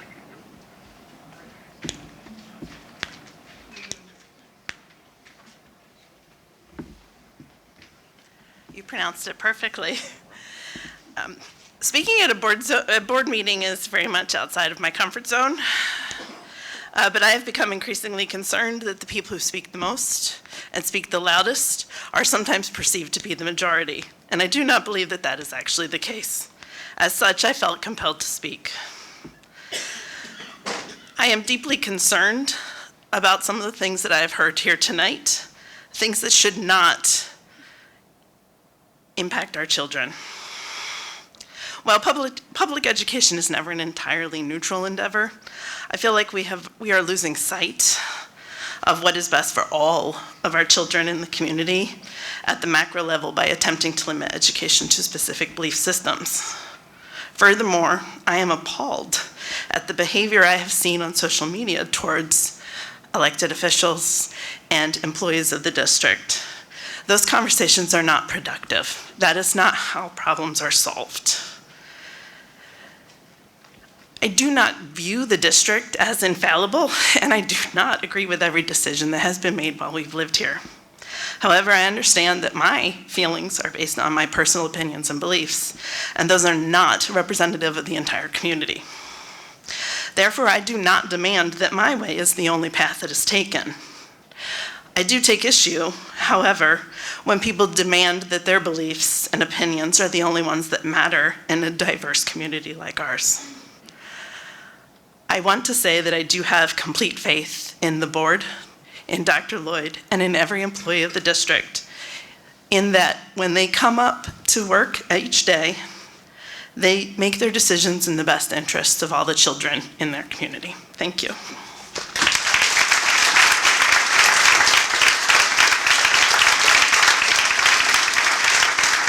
Jessica Bird.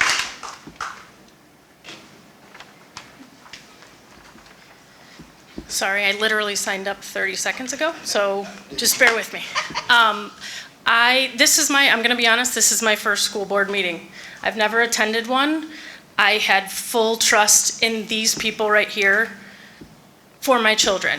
We have 3 sons. We have one in the high school, one in the middle school, and one at OFIS. We moved here 3 years ago, almost 4. My husband and I are both alumni from Olmstead Falls. I'm in healthcare. I have been through the pandemic. I understand people's concerns, but we specifically, when we had our kids, I said my dream, is to have our children go through a district and a community that we did, because it means so much to us. And at the time when we had the kids, fiscally it just wasn't appropriate for us at that time. We just couldn't afford it. To be honest, we couldn't afford it. But now that we are established, our first thing that we said, we need to be in Olmstead Falls. Our boys have to be in this amazing city. So we moved here 3 years ago from a district, which I have also said on Facebook, in conversations with people we came here from a district that borders ours. And when I tell you that this city is one of the most amazing districts, I don't say that lightly. Our boys have struggled. Our fourth grader now wants to be a 4th grade math teacher because of Mr. Engelhardt. My middle schooler, who is an introvert, is quiet, doesn't have a lot of friends, has utilized John's Safe Place dozens of times. And he struggles, but that area in that school has done immense, I can't even begin to tell you how much it has benefited our son. And our high schooler, who is loud and extroverted and is involved in everything and sports, is thriving in this school. Sorry, I'm getting emotional. I cannot thank you enough for my education, for my husband's education, and for our children. We gave up a lot of stuff to come to Olmstead Falls because that's how much we believed in it and how much we wanted for our children. And I think this goes to show how amazing this city is, and I cannot thank you enough.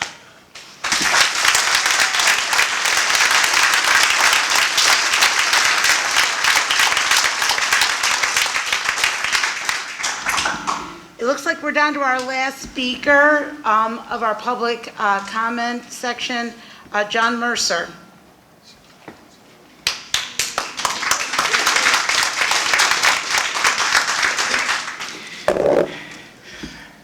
Good and long evening. I want to say that my name is John Mercer. I am a 32-and-a-half-year employee of the district, and I wanted to take a moment to say to the board a thank you. And I want to do that in the context of a little historical memory. I'm old enough to have some historical memory. And when I was a young teacher, and literally today in class, some of my students said, "Can we see a picture of you when you had something other than gray hair?" And I had it, so we looked at it. It was sad. Back then, Cleveland Magazine was doing its annual Rate the Suburbs issue. We didn't win. But for some reason, they did, this is back in the 90s, they did a focus on Olmstead Falls City Schools. And in that focus, they likened our schools to the centerpiece of 2 different communities, the Falls and the Township. And they said that Olmstead Falls wasn't a place of flash and dash. It was a place where people got things done.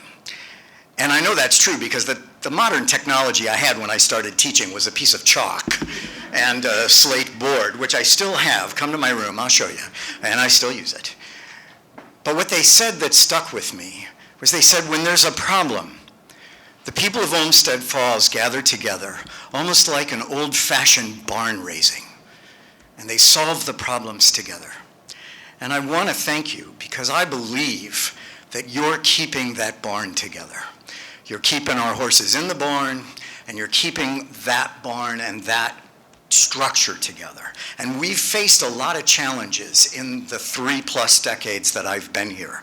First of all, the state of Ohio decided that they knew how to teach better than we did, and they came up with the dreaded proficiency tests. And the standards they created were actually lower than the standards we were teaching at the time. And we had to be careful not to dumb ourselves down just to meet that mandate. And that was followed up by federal mandates. No Child Left Behind, Race to the Top, and on and on. And once again, we struggled to make sure that kids were always at the center. And the board made sure that that structure enabled the teachers to do that. And then the big challenge came, COVID. And nobody had been through this before. And suddenly we're all out of the barn.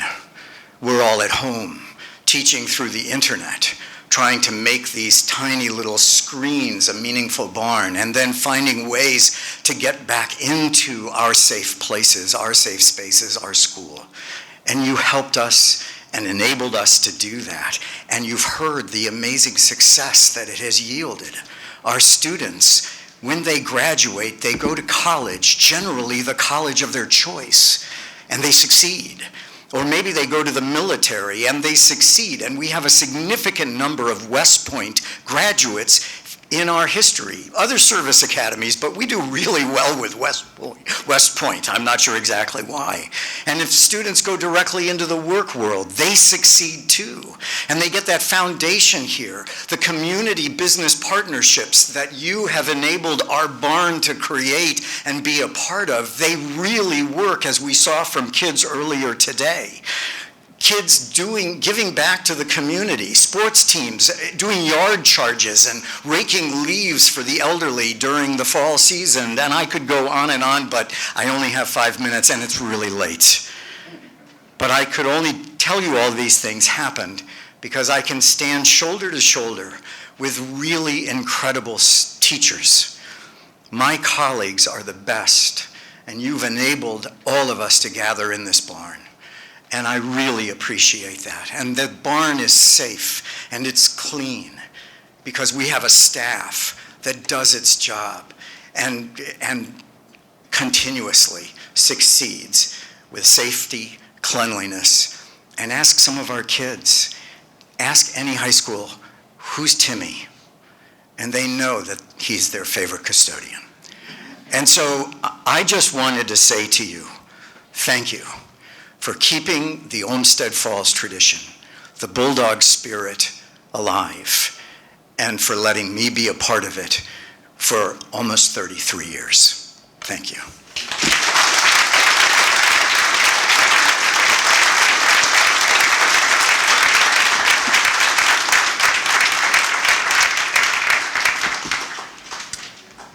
On behalf of the board, I would like to thank everyone for addressing the board. There was a lot of courage at the podium tonight. I know it was a lot of first-time speakers to the board, a lot of veterans speakers to the board, which also takes courage, and we appreciate that very much. Moving on in our agenda, we would like to recognize a generous donation of $530 from the middle school PTA for donation for Washington, D.C. student scholarships. And we appreciate that. We are now moving on to our consent agenda. So I will accept a motion from the board for consent agenda items listed in categories 5 through 9.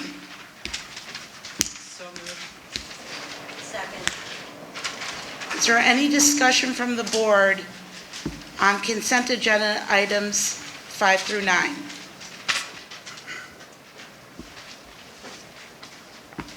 Mr. Robson, when you're ready, will you please call the roll? Dr. DeMarco? Yes. Mr. Eckenrode? Yes. Mrs. Tomasz? Yes. Mrs. Walker? Yes. And Mrs. Newman? Yes, motion carries. If you're looking at the agenda, we're now on 11A, and we will be voting on the superintendent contract renewal. Before we do that, I wanted, on behalf of the board, to explain a little bit to the audience what the process was to negotiate the superintendent contract. The board has the board actually has only 3 jobs, And one of those jobs is to hire and supervise the superintendent. The second job is to hire and supervise the treasurer. And the third job is to establish board policy. Those are the only jobs that the school board officially has. And negotiating with the superintendent for a contract falls under those jobs. For some statistics around superintendents, there are 7,194 school superintendents in our country here in the United States. There are approximately 613 Ohio superintendents in our state. There are 107,488 reported teachers in Ohio, according to the Ohio Department of Education. Teachers and superintendents are not compensated in the same way. Teachers and bus drivers and cleaners and support staff are compensated through a collective bargaining process that the individual does not negotiate by themselves. It's through a collective agreement. And they are not compensated on their merit. They're compensated based on the local negotiations in that school district. So a different school district will have different negotiations and different contracts with their teachers and their support staff, and our district will have a different contract. To give you some idea of what superintendents are compensated nationally and at the state level, approximately 25% of superintendents nationally have an annual compensation of $137,385. 75% have $202,941.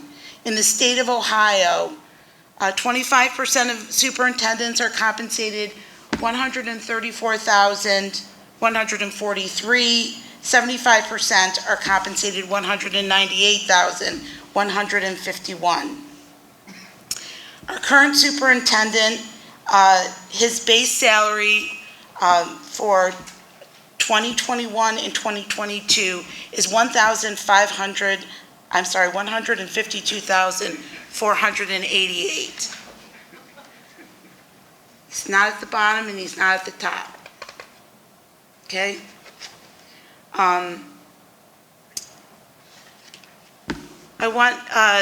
Some of you spoke about wondering why we were approving or renewing a contract for the superintendent 1 year before his existing contract is up. We are by law required to do that. And so if we did not negotiate with the superintendent and approve or not approve a contract by March 31st of this year, we would be in violation and we would be breaking a law. So to answer that question for all of you. When we negotiate with the superintendent, we are allowed by law to do that in executive session, and that's what we have done over the past couple of months. So, if you've attended our meetings or looked at our saw our meetings, you've seen that we have gone into executive session, and that's what we've been working on, and we're allowed to do that by law.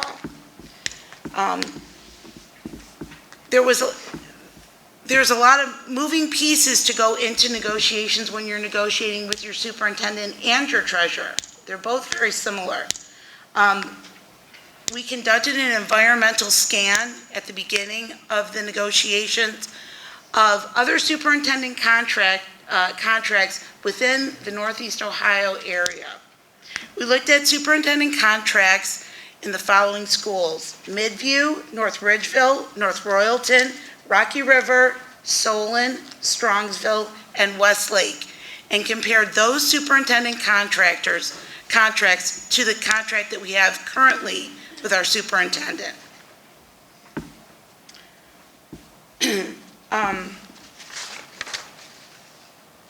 So for any of you that might have seen on social media or were questioning exactly how is it that we've come to this point? We've come to this point because by law we're required to. And it's not, the superintendent doesn't say to the school board, I would like this, this is what I want to be paid, and we agree. It's not like that.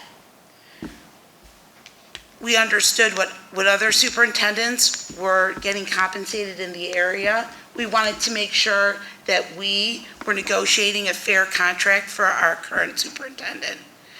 And there were discussions back and forth. It's very much like a sports contract, right? You know, you understand what other sports people are getting paid, and you want to make sure you don't lose that talent, or you're prepared to lose that talent, right? And so that's the work that the board did.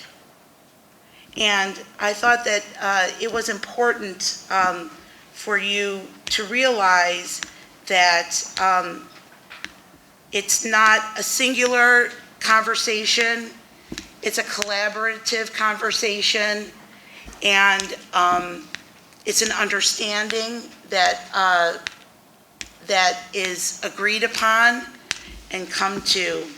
And it takes a lot of hard work.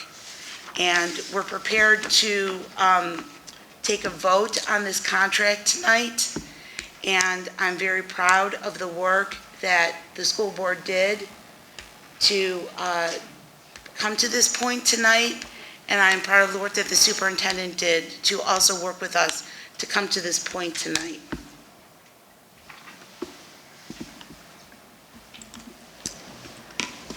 I'll accept a motion from the board for approval of the superintendent contract.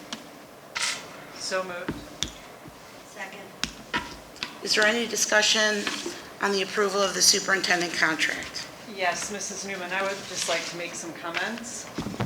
Let's see, this is on. Okay.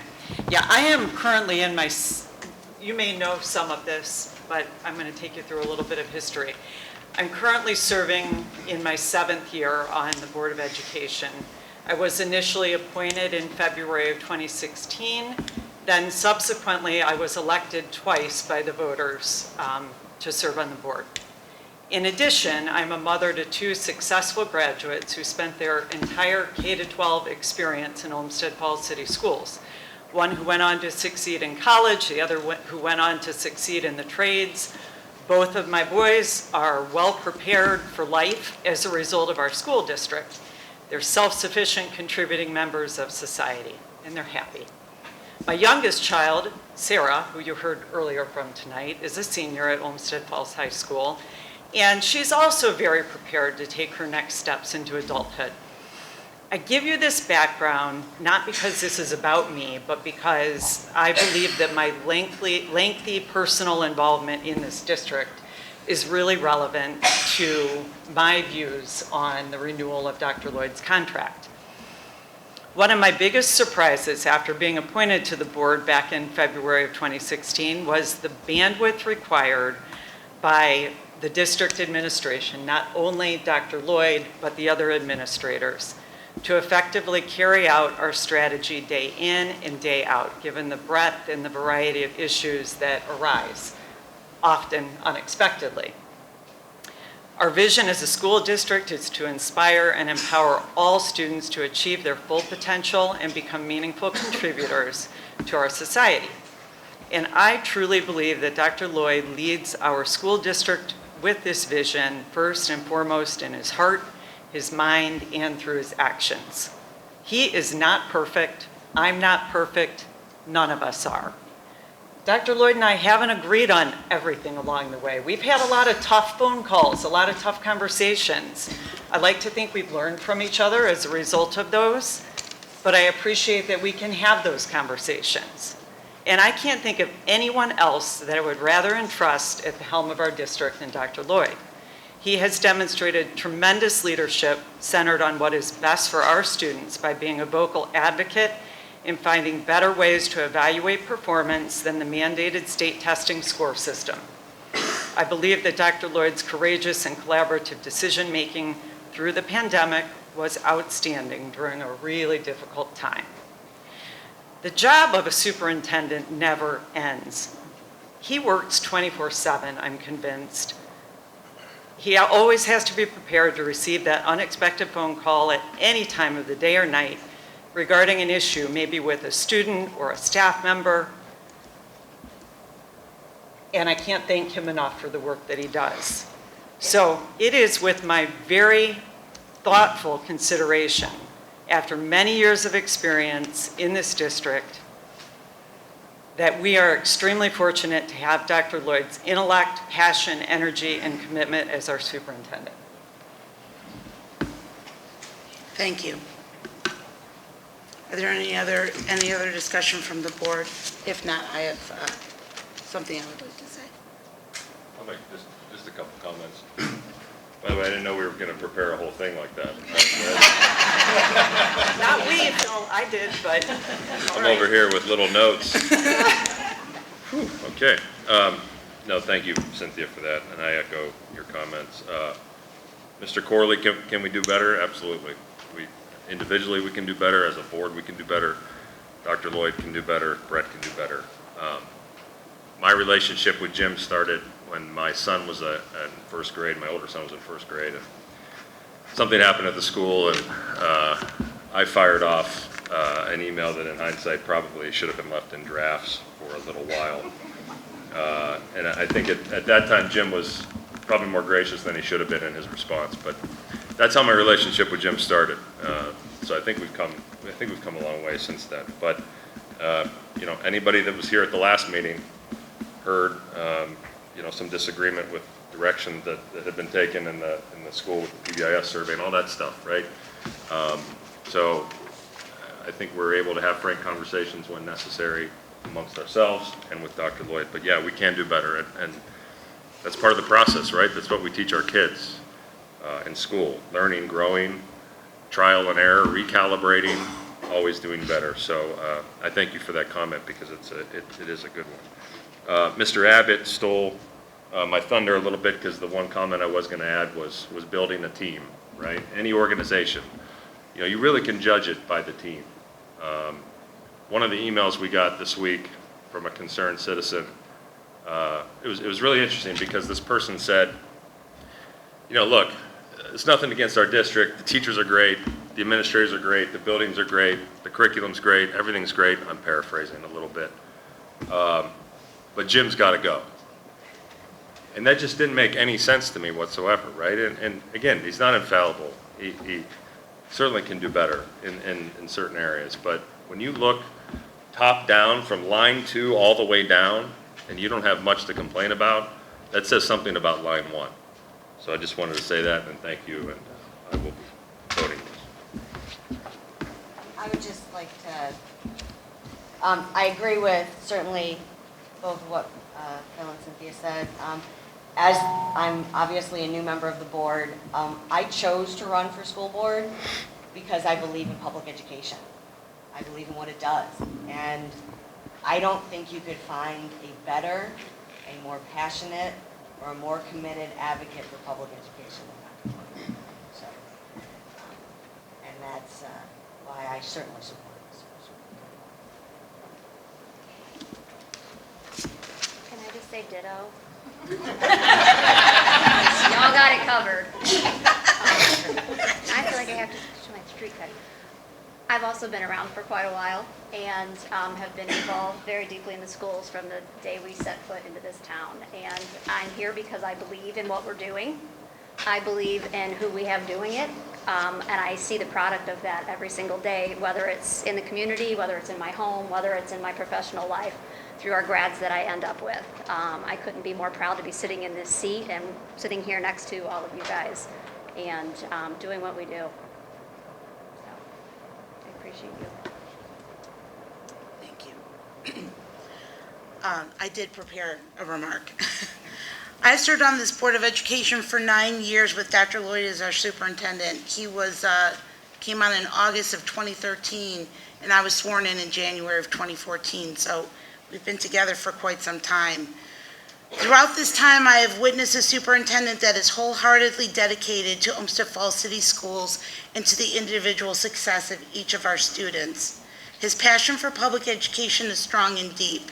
His desire for learning to focus on the whole child has resulted in a balanced school district that values academics, arts, and athletics, among other things. He has fought like a bulldog for public education reform in areas of standardized testing and fair funding. He is revered as a leading advocate throughout the state amongst his educational peers. His commitment to responsibly maintaining a district that is safe, responsible, respectful, and kind for every student is evident in the many student programs that we have. I mean, we just heard 3 of them tonight. Dr. Lord and the Board of Education have worked hard to create a solid professional working relationship built on a foundation of open communication, respect, and trust. Between us, there is intense collaboration and purposeful focus rooted in our strategic plan. This guides our conversation and decision-making process. Dr. Lloyd is forward-thinking and a change agent, seeking to constantly improve how we do things. It is his responsibility to make recommendations to the board, and when he does, they are collaborative and well thought out. Olmsted Falls City Schools has always been a respected school district throughout our area and consistently the #1 reason people move into Olmsted Township and Olmsted Falls. We can thank Dr. Lloyd for his commitment and hard work to maintain this. In my opinion, we have one hell of a good superintendent, and we should feel very lucky as a school district. We should be celebrating that we have stable leadership that is collaborative with all of these people here and all of you. We should be thankful our superintendent is laser focused on the success of every single student in our school district. Instead, we have a small group of community members who don't see it this way and are determined to change the narrative. What has resulted is deliberate instigation that causes agitation and upset. It has community members, neighbors, pitted against one another, spewing nothing but negative and unproductive speech. Our school district does not deserve this kind of attention. We deserve much better than this. That was necessary? I do. The tenets of our school district are to be safe, respectful, responsible, and kind. As I see it, we have reckless, disrespectful, and unkind behavior. It's truly unfortunate that a better example cannot be modeled for our children who attend our schools. With all this being said, it is in appreciation and with deep respect for Dr. Lloyd that I will be casting a yes vote. Mr. Robson, will you please call the roll? Dr. DeMarco? Yes. Mr. Eckenrode? Yes. Mrs. Tomasz? Yes. Mrs. Walker? Yes. And Mrs. Newman? Yes, motion carries, and I'm damn proud of it.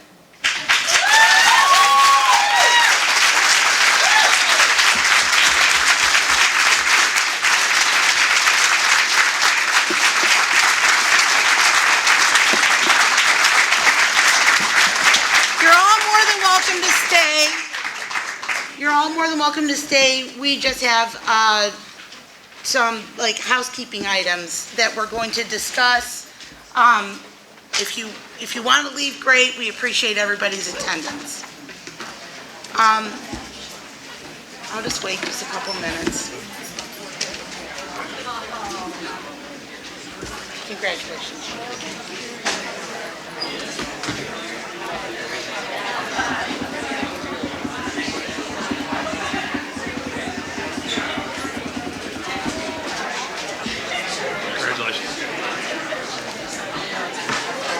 We're still rolling. Okay, great. Okay.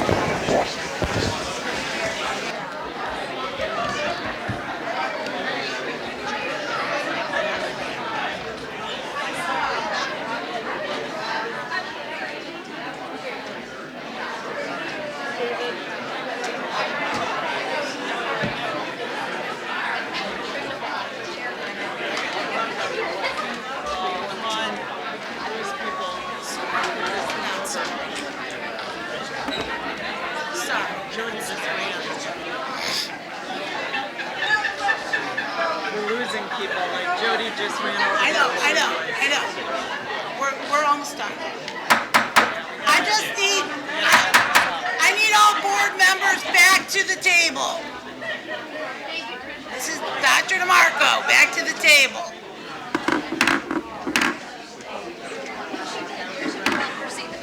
Oh, yeah. Okay. Is she all right? We probably could have just moved this. Well, because they roll. I just told Kelly, I said we probably could have ordered this a little better. Dr. Lloyd, I need you back at the table. We should have ended on that note. Yeah, it was, yeah. it's- Like, that should have been the moment. What? You're saying that we should have- Probably could have flipped the order. Sorry. I know we should have. Oh, well. Okay. Schlechte Board Conference on May 13th and 14th. So that weekend is prom. Yeah, I got a problem with that. What is it again? It's May 13th and 14th. I could go on the 13th, but I probably am not. My son's graduating on Friday. I can attend on Saturday. I'll attend on Saturday, but it's up to you guys. Well, I don't want you just to need attend know. by yourself. I don't. I mean, I can only do Listen. Friday. Okay, all right, okay. It's a lonely world sometimes, Okay, Holly. It's not so- tonight, but it's. All right, all right, I'm sort of gonna be frank a little bit about this. So I've attended every Schlechte Board conference that they've had, and while I appreciate Schlechte more than I can say, and I'm beyond glad as a board member that we are involved with them, I felt that the last board conference that they had was a little redundant for me. And I'm just wondering if it's going to be different, if they're going to change it up. I haven't gotten an agenda from Steve. I'm guessing you haven't gotten one from Anissa, so I can check on that to find. So, I mean, again, you That know, I absolutely love I know you. hearing Schlechte, and I'm just speaking for myself. We did just kind of have Schlechte at our board retreat. You did. And it's not that we don't want to be supportive of our network, and it is a good opportunity for other board members that have not ever attended their board conference to interface and engage with other board members that are part of the network. But I'm hoping that it has a little bit of freshness. I will to it. get the agenda. I've heard, I think, from 2 out of 5, right? I heard from both of you guys, unable to go. Yeah, unable to go. I can't go on Friday I because I can't have go. dinner. I'm sorry, I didn't respond, but I can't go. Okay, that's why I Where's it wasn't at? exactly Regardless sure. of the agenda. It's at the the Northeast Ohio ESC in Independence. Yeah. Yeah, I'll be on there on Definitely Saturday. can't go Friday. Maybe, this is what I would say, get the agenda to us and tell them that, so perhaps maybe if I go, it would be Saturday morning for a little bit. Okay.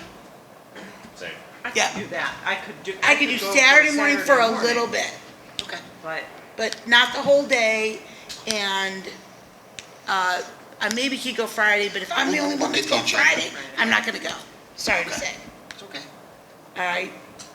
Okay. Okay, is there any other general board discussion on anything that the board would like to discuss?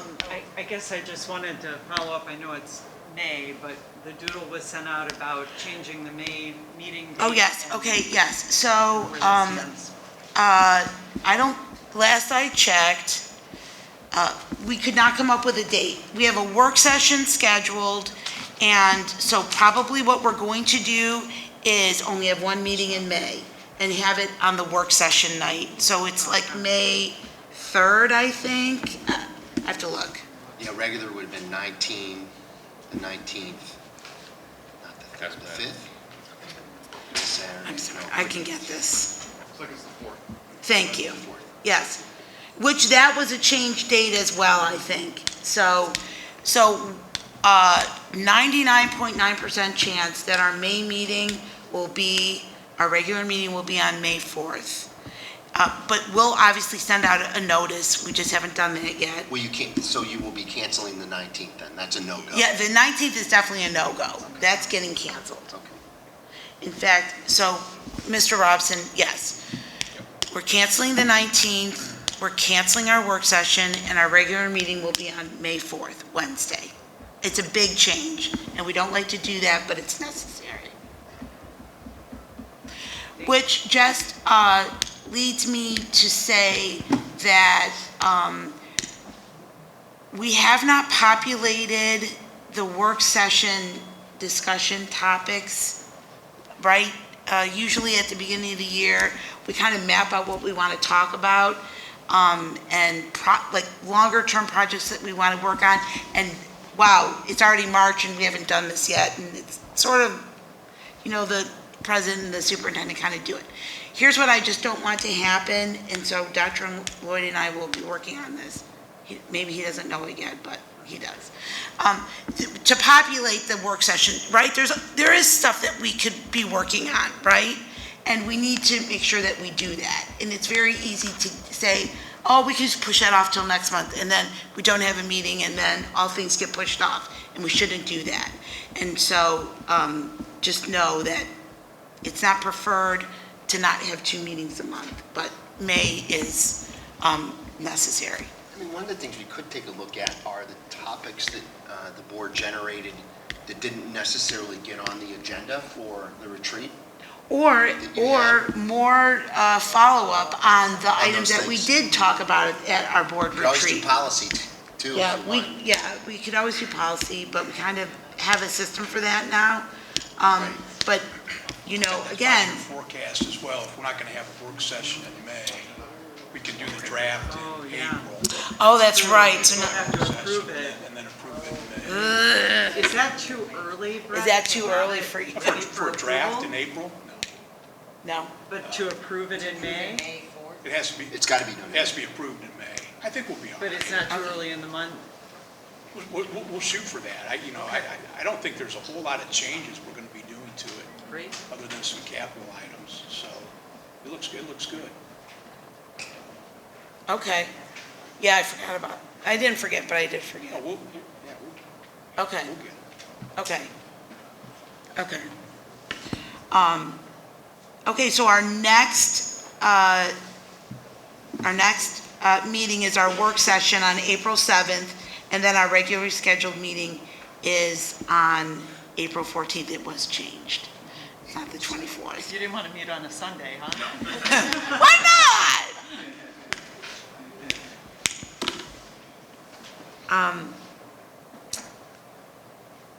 I appreciate the board very much. Thank you very much for all of your hard work in recent days, and I super appreciate it.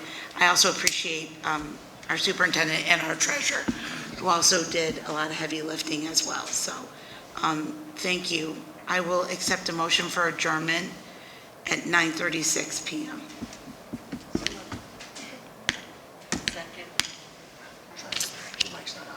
And you can call the roll when you're ready, Mr. Epson. Dr. DeMarco? Yes. Mr. Eckenrode? Mrs. Tomas? Yes. Mrs. Walker? Yes. And Mrs. Newman? Yes. Thank you, everyone.